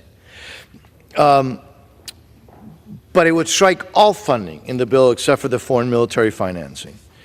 And so, as I mentioned, there's so many things that I agree with what she said. I agree, for example, that over time the United States we must focus its effort on really intelligence and essential military support. I totally agree with that. She also talked about how we need to narrow the scope. I would argue that, unfortunately, the amendment needs to be narrowed a bit, should have been narrowed a bit, because it would be really, really counterproductive the way it's written at this time. And let me respectfully explain why. First, the amendment would zero out funding to keep U.S. personnel in our embassy in Ukraine safe. I don't think that's something that we should be doing right now. Also, the funding to enhance the U.S. government's presence in order to conduct oversight, which is something that I've been clamoring for, a lot of us have been clamoring for, begging and pleading and working for, well, this would eliminate that as well. And by the way, it would eliminate it including for the oversight of the military portion of the assistance. Now, secondly, it would eliminate funding for the State Departments and USAID's Inspector General, from whom we require unprecedented oversight plans. But then, obviously, we need to give them the resources for this critical work, because we have to have oversight. And that's something that I know that at least on my side of the aisle, we all agree on, regardless of what you believe our role should be in Ukraine. And again, unfortunately, as I mentioned, this would eliminate that, the funding for that. Third, it would also eliminate funding for investigations of Russian war crimes in Ukraine, and as well as assistance to help secure Ukrainian nuclear facilities. and we've seen those in the news, under threat by the Russians, and also the funds for potential clearance of Russian mines. And finally, it would eliminate economic support for Ukraine, and that is something that the sponsor of this amendment is really focused on. But I would argue, even there, that is essential at this moment, right now. Look, it's pretty clear that Putin has been targeting farmlands and infrastructure, energy infrastructure, road infrastructure, and Ukraine's industrial base. And by the way, he's doing that for a reason. You see, crippling Ukraine's economy, and Putin knows this, has a direct impact on Ukraine's ability to stop Putin. So now, as chairman of the State of Foreign Operations Subcommittee, I can assure you that not only do I understand the sponsor of this amendment's frustration, I get it, I share it. But that's why, again, we need to have the language that's currently in the bill. I understand her concern and her frustration because of the lack of transparency and strategy on the funding that has already been provided. So that's why this is very clear. That's why this legislation includes many of the critical oversight and burden-sharing priorities that I'm very proud originated in the FY24 State Foreign Operations Bill. These include unprecedented cost-matching requirements so that other donors step up. They must step up. The bill imposes layers and layers and layers of conditions on the funding, including for in-person monitoring, for example. This bill requires, I know, novel concept, a strategy that must be developed and submitted so that Congress can evaluate the execution of aid and its alignment with U.S. national security interests. Another significant change, by the way, from the Senate supplemental is a requirement in this bill that the economic support to Ukraine be repaid, transforming assistance from a grant to a loan. I am so grateful to the sponsor of this amendment for her work. I appreciate the intent of this amendment, but we cannot afford to shortchange our oversight funding, our diplomatic security funding, and other strategic priorities. So for those reasons, with, again, the great admiration and respect for the sponsor of this amendment, I must urge a no vote on this amendment, and I reserve the balance of my time. Gentleman's time has expired. The gentlewoman from Florida is recognized. Thank you, Mr. Speaker. And let me just begin by saying the feeling is mutual. I have tremendous respect and admiration for my colleague from the Sunshine State. And I hear loud and clear the critical elements of this bill that have been deemed necessary. Heck, I deem them necessary. The American people and the representatives in this chamber, we demand fully accountability and transparency. However, there are multiple poison pills within this text that the American people, and certainly not my constituents back home, support. For example, $300 million for international narcotics control and law enforcement. What about the 100,000 plus people every single year in America that are being poisoned by fentanyl? Where is the funding to stop the flow of fentanyl into the United States? What about the $25 million for transition initiatives? What about the $60 million for diplomatic programs? I noticed that my colleague, again, who I deeply respect, he mentioned that part of that is for security, but what about the rest? Or the $481 million for refugee and entrance assistance? We have a border crisis that has resulted in one of the most egregious public health, public safety, humanitarian, and national security crises in American history. We are approaching over 10 million illegals crossing into our country, being quote unquote paroled, which is just a fancy way of saying catch and release, into the United States, approaching 2 million gotaways. We have a massive crisis here at home, and if America is not safe and secure here at home, we cannot help our partners abroad. I urge respectfully that my colleagues put America first and adopt this amendment. With that, I yield. The gentlewoman from Florida yields. The question is on the amendment offered by the gentlewoman from Florida. Those in favor say aye. Those opposed say no. In the opinion of the chairs, the noes have it. The amendment is not agreed to. Speaker, I request a recorded vote. A recorded vote is requested pursuant to Clause 6 of Rule 18. Further proceedings on the amendment offered by the gentlewoman from Florida will be postponed.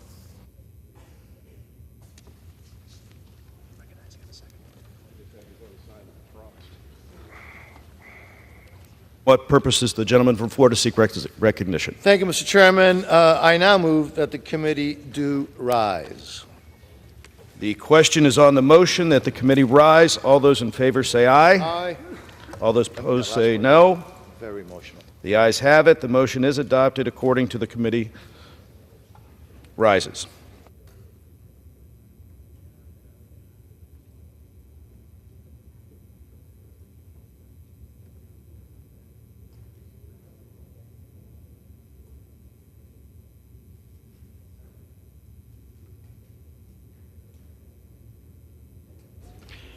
Mr. Chairman.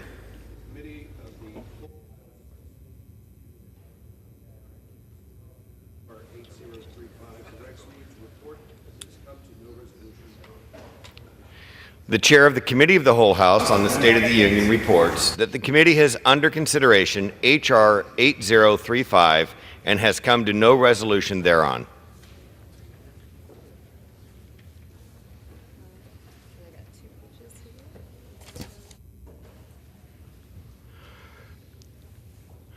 For what purpose does the gentleman from California, Mr. Calvert, seek recognition?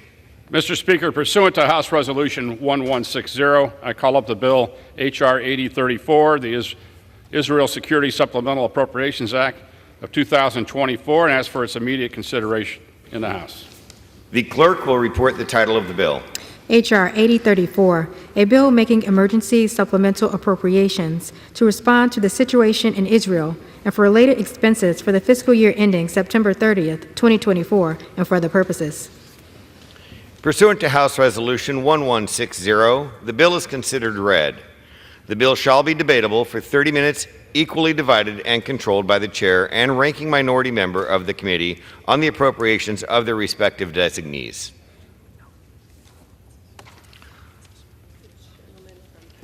The gentleman from California, Mr. Calvert, and the gentlewoman from Connecticut, Ms. DeLauro, will each control 15 minutes. The chair recognizes the gentleman from California, Mr. Calvert. Mr. Speaker, I ask unanimous consent that all members have 5 legislative days to revise and extend their remarks and include extraneous material on the measure under consideration. Without objection. Mr. Speaker, I yield myself what time I may consume. The gentleman is recognized. Mr. Speaker, I rise today to offer House Resolution 8034, the Israel Security Supplemental Appropriations Act of 2024. This bill provides $26.38 billion to fortify America's support of our Israeli allies and defend our troops in the region. It is part of a larger package of 3 security supplemental appropriation acts before us: Israel, Ukraine, and Indo-Pacific. All 3 are essential to deter our adversaries. There are moments where actions is optional, a convenience but not a necessity, a choice. This is not one of those moments. The world is in chaos. Americans have been killed, and our allies and partners are dying in the front lines every day. Ukraine is entering its 3rd year of a war to repel Russia's invasion. While forced to conserve their munitions and choose which areas to defend, Israel is avenging its innocent civilians who were murdered, raped, brutalized, and taken hostage by Hamas, while defending its country from a barrage of Iranian missiles. Indo-Pacific nations face China daily with strength and resolve, knowing they are likely next. The United States is not on the sidelines in these conflicts. Our service members are under daily attack in the Red Sea, standing watch along NATO's eastern flank, and being routinely challenged in the Indo-Pacific. 5 American flag-draped coffins have returned home in the past 6 months. When we go to war with what we have. There is no time to forge new alliances, no ability to reconstruct abandoned production lines, and no hidden reserve of fully trained and ready troops. This is the situation our allies and partners in Israel, Ukraine, Taiwan, and other Indo-Pacific nations face today. It is a situation ourselves may face sooner than we think. Xi, Putin, Kamik, and terrorist leaders will not back down unless met with a strong and resolute America, standing shoulder to shoulder with our constellation of allies and partners. These bills provide the funding necessary to defeat and deter our enemies. While the bills carry the names of other countries, there is one nation that I care about above all others, and that is ours. These conflicts have exposed the fragility of our defense industrial base and dire need to invest in factories, shipyards, assembly lines that manufactures the instruments of our national defense. In recognition of this fact, over $59 billion across these bills go into our defense industrial base, including $3.3 billion to supercharge a submarine industrial base, $29.5 billion to replenish our stocks of U.S. defense systems and services provided to Israel, Ukraine, and Taiwan, $1.13 billion to expand procurement and development of artillery and critical munitions. Each conflict has its unique needs and is addressed in these bills, including $5.2 billion to replenish Israel's Iron Dome, David Sling, and procure the Iron Beam missile defense systems. $542 million for unfunded priorities requested by the Indo-PACOM commander, and $13.8 billion directly to procure U.S. capability for Ukraine. Our servicemen and women across the globe are being asked to operate at a wartime tempo to track, respond, and engage emerging threats. These bills provide the resources necessary to support their operations, with $11.3 billion for current U.S. operations in Europe, $2.4 billion for our forces in the Middle East, who are under daily attack. Mr. Speaker, we have been complacent for far too long, as our allies and partners and our own service members have been under attack. This Congress has a solemn obligation to our military to provide them with the resources they need to deter and win our nation's wars. Douglas MacArthur once said that the history of the failure of war can almost be summed up in two words: too late. When conflict occurs, we will fight with what we have and who is with us. Mr. Speaker, I encourage my colleagues to vote yes on these bills to ensure our military readiness and revigorate American defense industry. I encourage them to vote yes to reinforce our Israeli, Ukrainian, Taiwanese, and Indo-Pacific allies and partners. I encourage them to vote yes so that future generations may write on what we did here today. They weren't too late. Thank you, and I reserve the balance of my time. The gentleman reserves. The gentlelady from Connecticut is recognized. Speaker, I yield myself such time as I may consume. The gentlewoman is recognized. Mr. Speaker, I rise in strong support of the Israel Security Supplemental Appropriations Act, which will provide Israel with desperately needed aid to respond to the horrific October 7th attacks and protect itself from Iran and its proxies. What happened in Israel on October 7th was horrifying.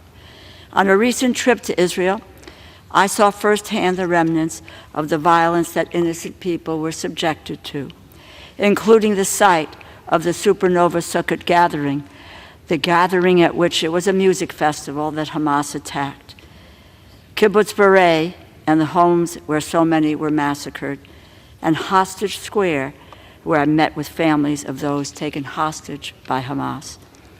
The United States has not forgotten October 7th, and today we are providing the aid Israel has needed since the day Hamas terrorists killed innocent Israeli civilians in the worst attack on Jewish people since the Holocaust. Just last weekend, Israel was openly and directly attacked by Iran. I applaud the role of the United States in providing Israel with support in its defense against that attack. But while we must ensure Israel can stand strong in the face of adversaries like Iran that seek its annihilation, we must also ensure that every step possible is taken to protect innocent life in Gaza and elsewhere.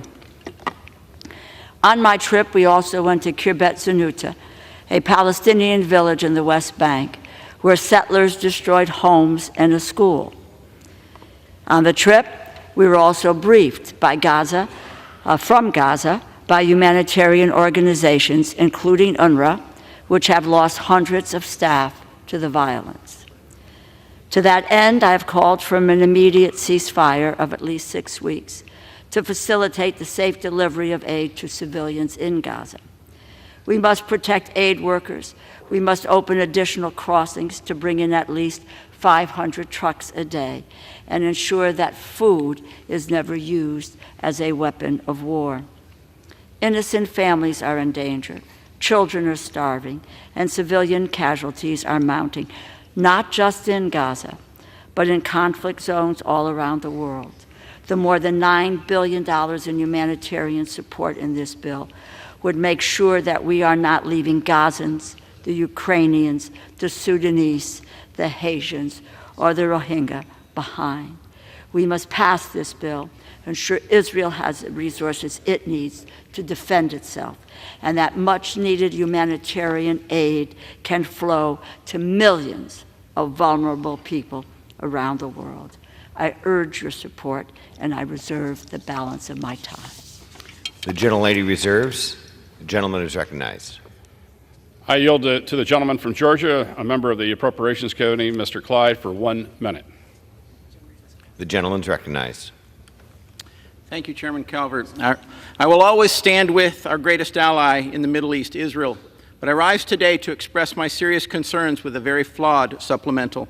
In November, I supported the first security supplemental for Israel, which was financially paid for and would have provided weapons and equipment for Israel's fight against Hamas. The cost was offset by rescinding Democrats' unprecedented expansion of the IRS. Today, we are considering a vastly different bill, one that is all borrowing, another $26 billion of debt with no rescissions. The legislation also contains $400 million for FEMA, which has nothing to do with supporting Israel, and over $9 billion for humanitarian aid in Hamas-controlled Gaza and the West Bank. A report from the Heritage Foundation stated, "The problem with aid diversion to Hamas and other terrorist groups plagues all international and non-governmental aid organizations operating in Gaza. It is therefore highly likely that U.S. taxpayer-funded humanitarian aid to Gaza, including some of the aid in this bill, would again be diverted to support further Hamas attacks against Israel." Why would we knowingly be sending money into the hands of Hamas in any bill? If we are feeding Gaza, we are feeding Hamas. Therefore, with great disappointment, I cannot in good conscience vote for this bill, and I yield back. Gentleman yields back. Gentleman reserves. The gentlelady is recognized. Chairman, I yield 2 minutes to the gentleman from Maryland, the ranking member of the Financial Services and General Government Subcommittee, Mr. Hoyer. Gentleman is recognized. Mr. Speaker, I rise in strong support of this legislation. All of the bills will address the issues at hand. I often say it's never too late to do the right thing. But waiting to do the right thing comes at a cost. We saw that cost in Israel this week as an emboldened Iran launched an unprecedented attack on our ally. For Ukraine, the cost of our inaction is great, if incalculable. It is measured in Ukrainian lives, towns, and territory lost. For 478 days, Congress's words of support fell silent on Ukrainian ears, deafened by the air raid sirens, artillery bombardment, and drone attacks. Today, we act. We act to make it clear to the world that America is still the defender of freedom, democracy, and international law, as well as our friends and allies, and the opponent of tyrants and terrorists.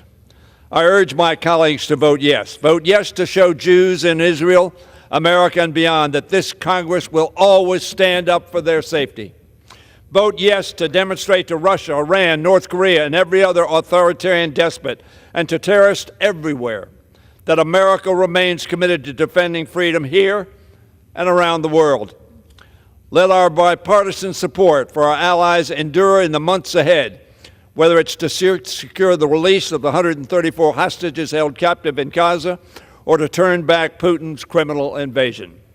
The voice of resolve and opposition to tyranny must not be muted, nor should it be delayed. Let us pray that the majority that speaks today will remain loud and clear for all to hear. Gentlelady reserves. Gentleman is recognized. I yield to the gentleman from California, Mr. McClintock, for 1 minute. Gentleman is recognized. Mr. Speaker, Ukraine and Israel are in growing danger of running out of arms and ammunition while China casts a hungry eye on Taiwan. History warns us of allowing aggression to grow unchecked and of how quickly events in an unstable world can unravel. Profligate spending is exhausting our resources and damaging our economy, but as Reagan reminded us, defense is not a budget issue. You spend what you need to spend. And although the defense of these besieged nations is one step removed from our own, it would be a very good thing to keep it that way. I regret that the 3 military aid bills are larded up with about $20 billion of economic handouts, but we are out of options and we are out of time.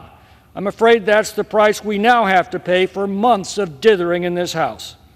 Without these bills today, we and the world risk a future butcher's bill that is incalculable. I yield back. Gentleman reserves. Gentlelady is recognized. Speaker, I yield 2 minutes to the gentlewoman from Florida, the ranking member of the Military Construction and Veterans Affairs Subcommittee, Ms. Wasserman Schultz. The gentlewoman is recognized. Mr. Speaker, it is incomprehensible that the Israeli hostages captured on Simchas Torah are still in Hamas's captivity as we approach Passover. I rise to finally provide long overdue aid to our ally Israel as she fights to defend herself against threats on multiple fronts. On October 7th, Hamas launched a massacre that led to the deadliest day for Jews since the Holocaust. Hamas murdered, raped, and captured Israelis, Americans, Jews, Muslims, Christians, and people from dozens of countries. Hamas broke a ceasefire and declared war on humanity. Since that bloody day, Hamas terrorists have promised to carry out the attack again and again. I recently visited Israel for the 3rd time since October 7th. I saw the realities of Hamas's dedication to annihilate Israel. I will never be able to unsee the images at the Nova Festival site where Hamas massacred hundreds of young people. The road leading towards the site is littered with burn marks, where cars with people fleeing for their lives were burned alive on the spot. You walk into the festival site and see hundreds of memorials to the innocent victims who were murdered in cold blood. At Kibbutz Kfar Aza, we saw homes riddled with bullet holes and burned to the ground with people still in them. This is what Israel is up against. This is what Israel must defend against. Maniacal terrorism dedicated to the destruction of not just the state of Israel, but of all Jews. Israel fights not only to destroy Hamas's Iran-backed military capabilities, but to send a clear message to our adversaries who seek to erase the Jewish state: you will not be successful. President Biden, Leader Jeffries, and Democrats have fought for months to send this critical security assistance, as well as life-saving humanitarian aid for the Palestinian people who are also victims of Hamas. A vote against this bill is a vote to deny that aid. I am proud to support this vital effort to help Israel in this existential battle and aid civilians, and I urge my colleagues to join me to free Gaza from Hamas. Am Israel Chai. I yield back the balance of my time. Gentleman yields. Gentleman is recognized. I yield to the gentleman from New York, Mr. Lawler, 1 minute. Gentleman is recognized. Our country is at a most critical juncture. Do we take a step back, watch our allies fall, and allow terror to spread? Or do we stand strong as leader of the free world and stand up for our allies and take on our adversaries? To me, the answer is clear. The legislation we're debating today has the potential to turn the tide in Ukraine, protect our ally Israel, and deter China from attacking Taiwan. There's no question that under the Biden administration, the world has become a tinderbox. Conflict erupting across the globe. Our allies are under attack. China, Russia, and Iran are engaged in an unholy alliance, seeking to undermine and destabilize the U.S., Israel, and the free world. We are the leader of the free world. It requires us to lead. We cannot abdicate the responsibilities that come along with it. The time for choosing is here. The time for action is now. I choose to act in defense of freedom, democracy, and America's role in the world. I support aid to our allies, I support holding our adversaries accountable, and I support America being that shining city upon a hill. We cannot give in. Victory at all cost. Gentleman yields back. Gentleman reserves. Gentlewoman is recognized. Speaker, I yield 1.5 minutes to the gentlewoman from Florida, a member of the Appropriations Committee, Ms. Frankel. Gentlewoman is recognized. Thank you, Mr. Speaker. I urge support of this bill, which sends military aid to Israel to defend herself, protects U.S. troops in the Middle East, and provides urgently needed food and medicine to those suffering in places like Gaza, Sudan, and Ukraine. Mr. Speaker, my grandfather, Abe, he fled Europe as the Nazis took over, as they murdered 6 million Jews. Today, almost half of the world's Jewish population, over 7 million people, live in Israel. And with calls from river to the sea, Iran's regime and its proxies have vowed to wipe Israel off the map. Hezbollah fires rockets. Hamas brutally attacks innocent Israelis, raping women, taking hostages. Iran sends a barrage of missiles as it builds its nuclear arsenal. Make no mistake, Iran is not our friend either. Israel's security is our security.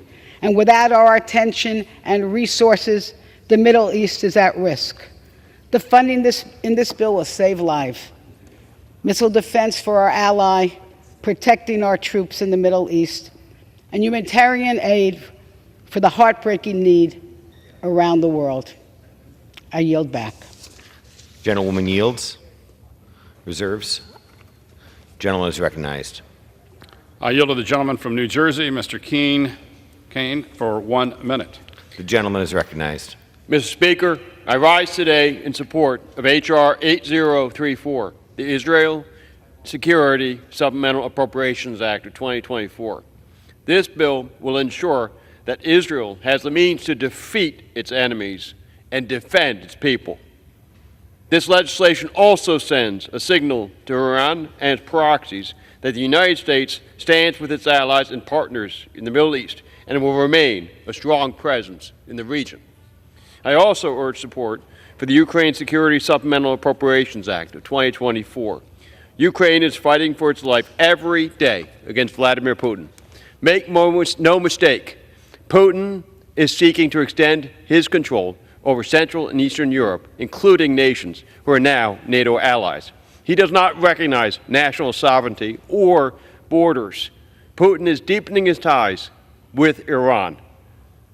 These bills are not only for the security and preservation of Israel, Ukraine, and Taiwan, but also for continued American leadership on the world stage. We must stand together with our allies and partners and against authoritarianism. Thank you. Gentleman reserves. Gentlewoman is recognized. Mr. Speaker, I yield 1.5 minutes to the gentleman from Wisconsin, Mr. Pocan, a member of the Appropriations Committee. Gentleman is recognized. Thank you. Thank you, Mr. Speaker. Since the October 7th Hamas attack, Netanyahu has responded with a widespread bombing campaign in Gaza. Just yesterday, 9 Palestinians were killed in a strike near Rafah, 6 being children. This is anything but going after Hamas. This is a collective punishment of all Palestinians in Gaza. Netanyahu doesn't support the United States' position of a two-state solution for peace. He doesn't respect our urges not to invade Rafah. He disputes what the U.S. and aid groups have said about famine taking over in Gaza, and he launched an attack on Iran after the White House told him not to. If he's not listening to us on matters of international security, how can he be trusted with more offensive weapons? Enough is enough. I support the people of Israel who don't want bombs raining on them from extremists in Gaza, and the hostages must be released. And I also support the Palestinians who deserve human rights and dignity. 35,000 people have been killed and thousands more will die from starvation and disease. We are better than that. So is Israel. I'm not sure Netanyahu is, and that's why I can't vote to provide him with more unconditional offensive weapons today, and I urge a no vote, and I yield back. Gentleman reserves. Gentleman is recognized. Mr. Speaker, I yield 1 minute to the gentleman from New Jersey, Chris Smith. Thank you. Gentleman is recognized. Mr. Speaker, the United States must make absolutely clear in both word and deed, not just today, but every day, and without equivocation, that we stand with Israel. Both defensive weapon systems like Iron Dome and David's Sling, and all necessary offensive military capabilities must be conveyed without delay to Israel for as long as it takes to defeat Hamas and to deter Iran, Hezbollah, and other radical Islamists. Of significance, H.R. 8034 prohibits aid to Gaza from flowing through UNRWA, an anti-Semitic, disgraceful organization that teaches Palestinian children to hate Jews, glorifies suicidal martyrdom, and the evisceration of Israel as a state. UNRWA is a child soldiers' factory that we have funded for decades. 21 years ago, on this floor, 2003, I offered an amendment that passed the House to defund UNRWA. Senate never acted. A few weeks ago, the Foreign Affairs Committee passed my bill to stop UNRWA funding. This bill, and I thank my friends for bringing it to the floor, defunds UNRWA. Israel has an absolute right to exist, free from aggression Gentleman's time and has expired. anti-Semitic hate. Thank you. Gentleman reserves. Gentlewoman is recognized. Speaker, I yield 1 minute to the gentleman from California, Mr. Sherman. Gentleman is recognized.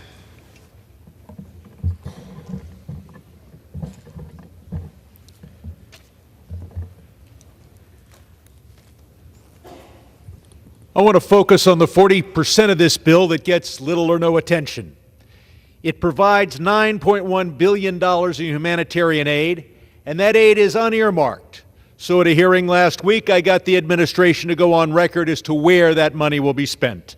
It will be spent in Haiti, where 80% of the capital is in the hands of gangs and hundreds of thousands have been forced to flee. It will be spent in Sudan, where 18 million people face acute food insecurity due to civil war. It'll be spent in Ethiopia, where we've seen the highest casualty war of this decade. 500,000 Tigrayans have died, and now millions face famine. It will be spent in eastern Congo, where 7 million people have been displaced by war. It'll be spent on the 1.1 million Rohingya in camps who are there due to ethnic cleansing by Myanmar, and where rations have recently been cut by 30% due to lack of funding. It'll be spent in Armenia, where 120,000 refugees are there because of Azerbaijan's ethnic cleansing. It will be spent to meet the critical needs in Gaza. This bill will save hundreds of thousands, I believe millions of lives. Vote yes, and I want to commend President Biden for putting this whole package together back in October. It is Gentleman's time has to pass expired. it now. Gentleman reserves. Gentleman is recognized. Mr. Speaker, I yield 1 minute to the gentleman from Pennsylvania, Mr. Fitzpatrick. Gentleman is recognized. Speaker, several months ago, myself and a bipartisan group of my colleagues introduced a bill, the Defending Borders, Defending Democracies Act. And that is exactly what we will be voting on today. First, defending our border from cartels. There are 200 kids a day dying in this country from fentanyl that we can trace directly back to that southern border. That's the equivalent of a Boeing 747 aircraft crashing every single day and nobody caring about it. We have to fix our southern border. Second, we're also going to defend the borders of our democratic allies, Israel, Taiwan, and Ukraine. Taiwan and Ukraine being invaded by communist dictators and Israel being invaded by terrorists. I would hope that we could all agree on those two concepts in this chamber. We have to defend borders and defend democracies. You can't pick and choose which one of those you're going to support. That is hypocritical and intellectually inconsistent. Defend our border and the borders of Ukraine, Israel, and Taiwan. All of the above. I'm proudly going to vote for all three. And I yield back. Gentleman reserves. Gentlewoman is recognized. Speaker, I yield 1 minute to the gentlewoman from North Carolina, Ms. Manning. Gentlewoman is recognized. Mr. Speaker, I rise in strong support of H.R. 8034, the long overdue aid to our democratic ally, Israel. Israel is fighting an existential battle against Iran and its proxies, Hamas and Hezbollah. I have seen with my own eyes the gruesome devastation wrought by Hamas's October 7th terrorist attack, and I worry every day about the hostages who are still being held by Hamas. Last Saturday, Iran unleashed an unprecedented attack on Israel with 300 drones and missiles. If only one ballistic missile had hit its target, there would have been devastating loss of life, loss of Jews, Muslims, and Christians.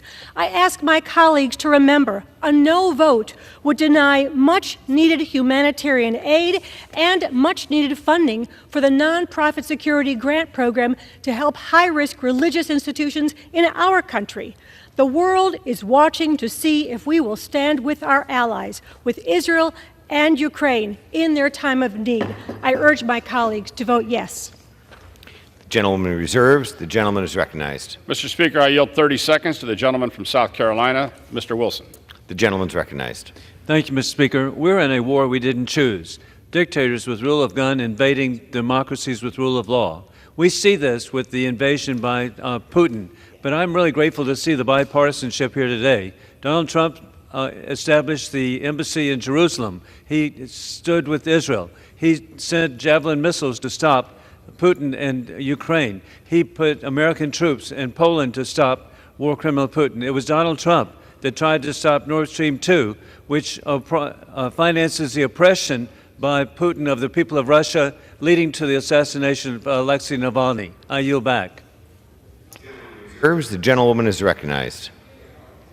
Speaker, I yield 1 minute to the gentlewoman from Texas, Ms. Jackson Lee. The gentlewoman is recognized.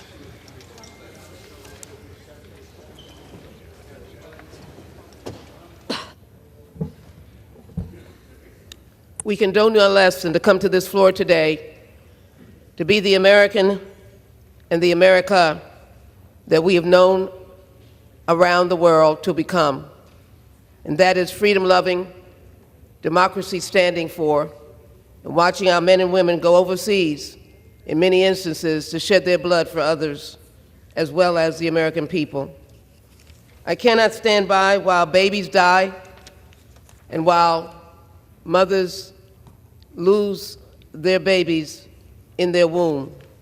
Stand today so that we can make sure that the people in Gaza continuously have the funding that is necessary, that Israel and Ukraine can stand up for others while they're fighting for democracy. It is important to take note that our allies include Taiwan as well. It is important to note as well that the future of America is not yesterday, it is now. Are we going to accept the challenge of being the kind of nation that does not selfishly stand for itself, but fights for others? Let us vote for this funding bill because the war must end in peace and must end now. End the war now in peace. I yield back. Gentlewoman reserves. The gentleman is recognized. Mr. Speaker, may I inquire how much time is remaining? The gentleman has 3.5 minutes remaining. I reserve. The gentleman reserves. The gentlewoman is recognized. Reserve. The gentlewoman reserves. Is everybody prepared to close? I'd like to ask the gentlelady, we have one more speaker remaining. Does the gentlelady have any speakers?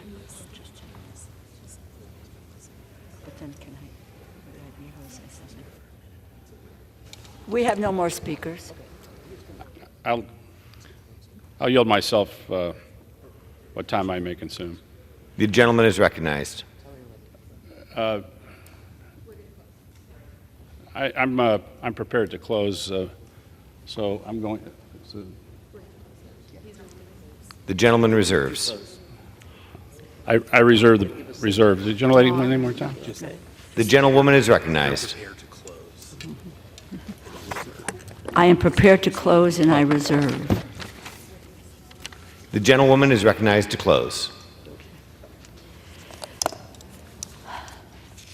This bill provides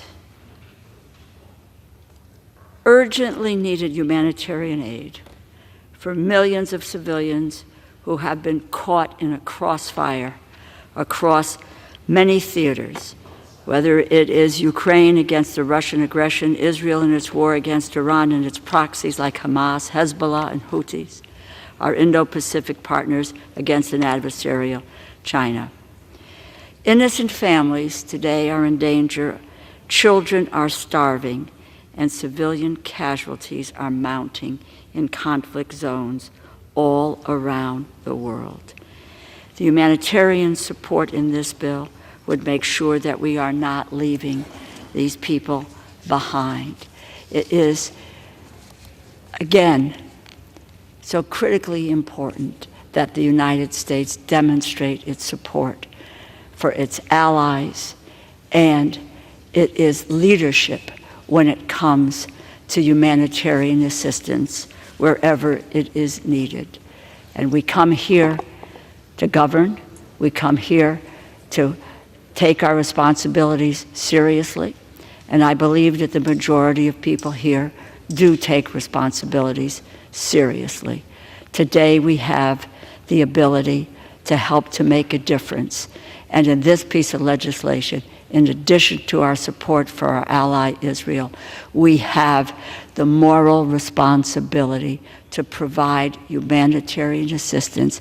The United States cannot stand by and watch people starve to death, be caught in crossfires without our standing up and saying no.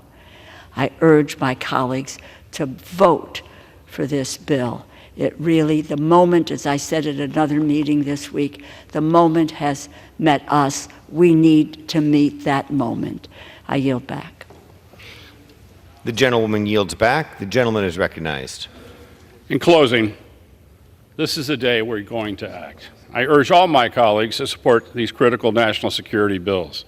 They provide the resources necessary to bolster our military, reassure our allies and partners, and commit to stand against tyranny. The world is waiting, watching, and wanting America to lead. This is our moment. I yield the balance of my time. Gentleman yields. All time for debate has expired. Pursuant to House Resolution 1160, the previous question is ordered on the bill. The question is on engrossment and third reading of the bill. Those in favor say aye. Those opposed, no. The ayes have it. Third reading.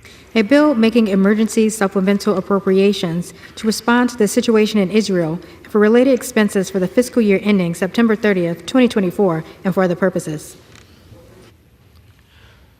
Under Clause 10 of Rule 20, the yeas and nays are ordered.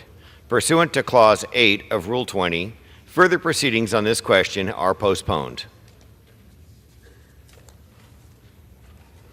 Pursuant to Clause 8 of Rule 20, the unfinished business is the vote on the motion of the gentleman from Alabama, Mr. Moore, to suspend the rules and pass H.R. 3602 as amended, on which the yeas and nays are ordered. The clerk will report the title. H.R. 3602, a bill to prohibit the intentional hindering of immigration, border, and customs controls and for other purposes. The question is, will the House suspend the rules and pass the bill as amended? Members will record their votes by electronic device. This is a 15-minute vote.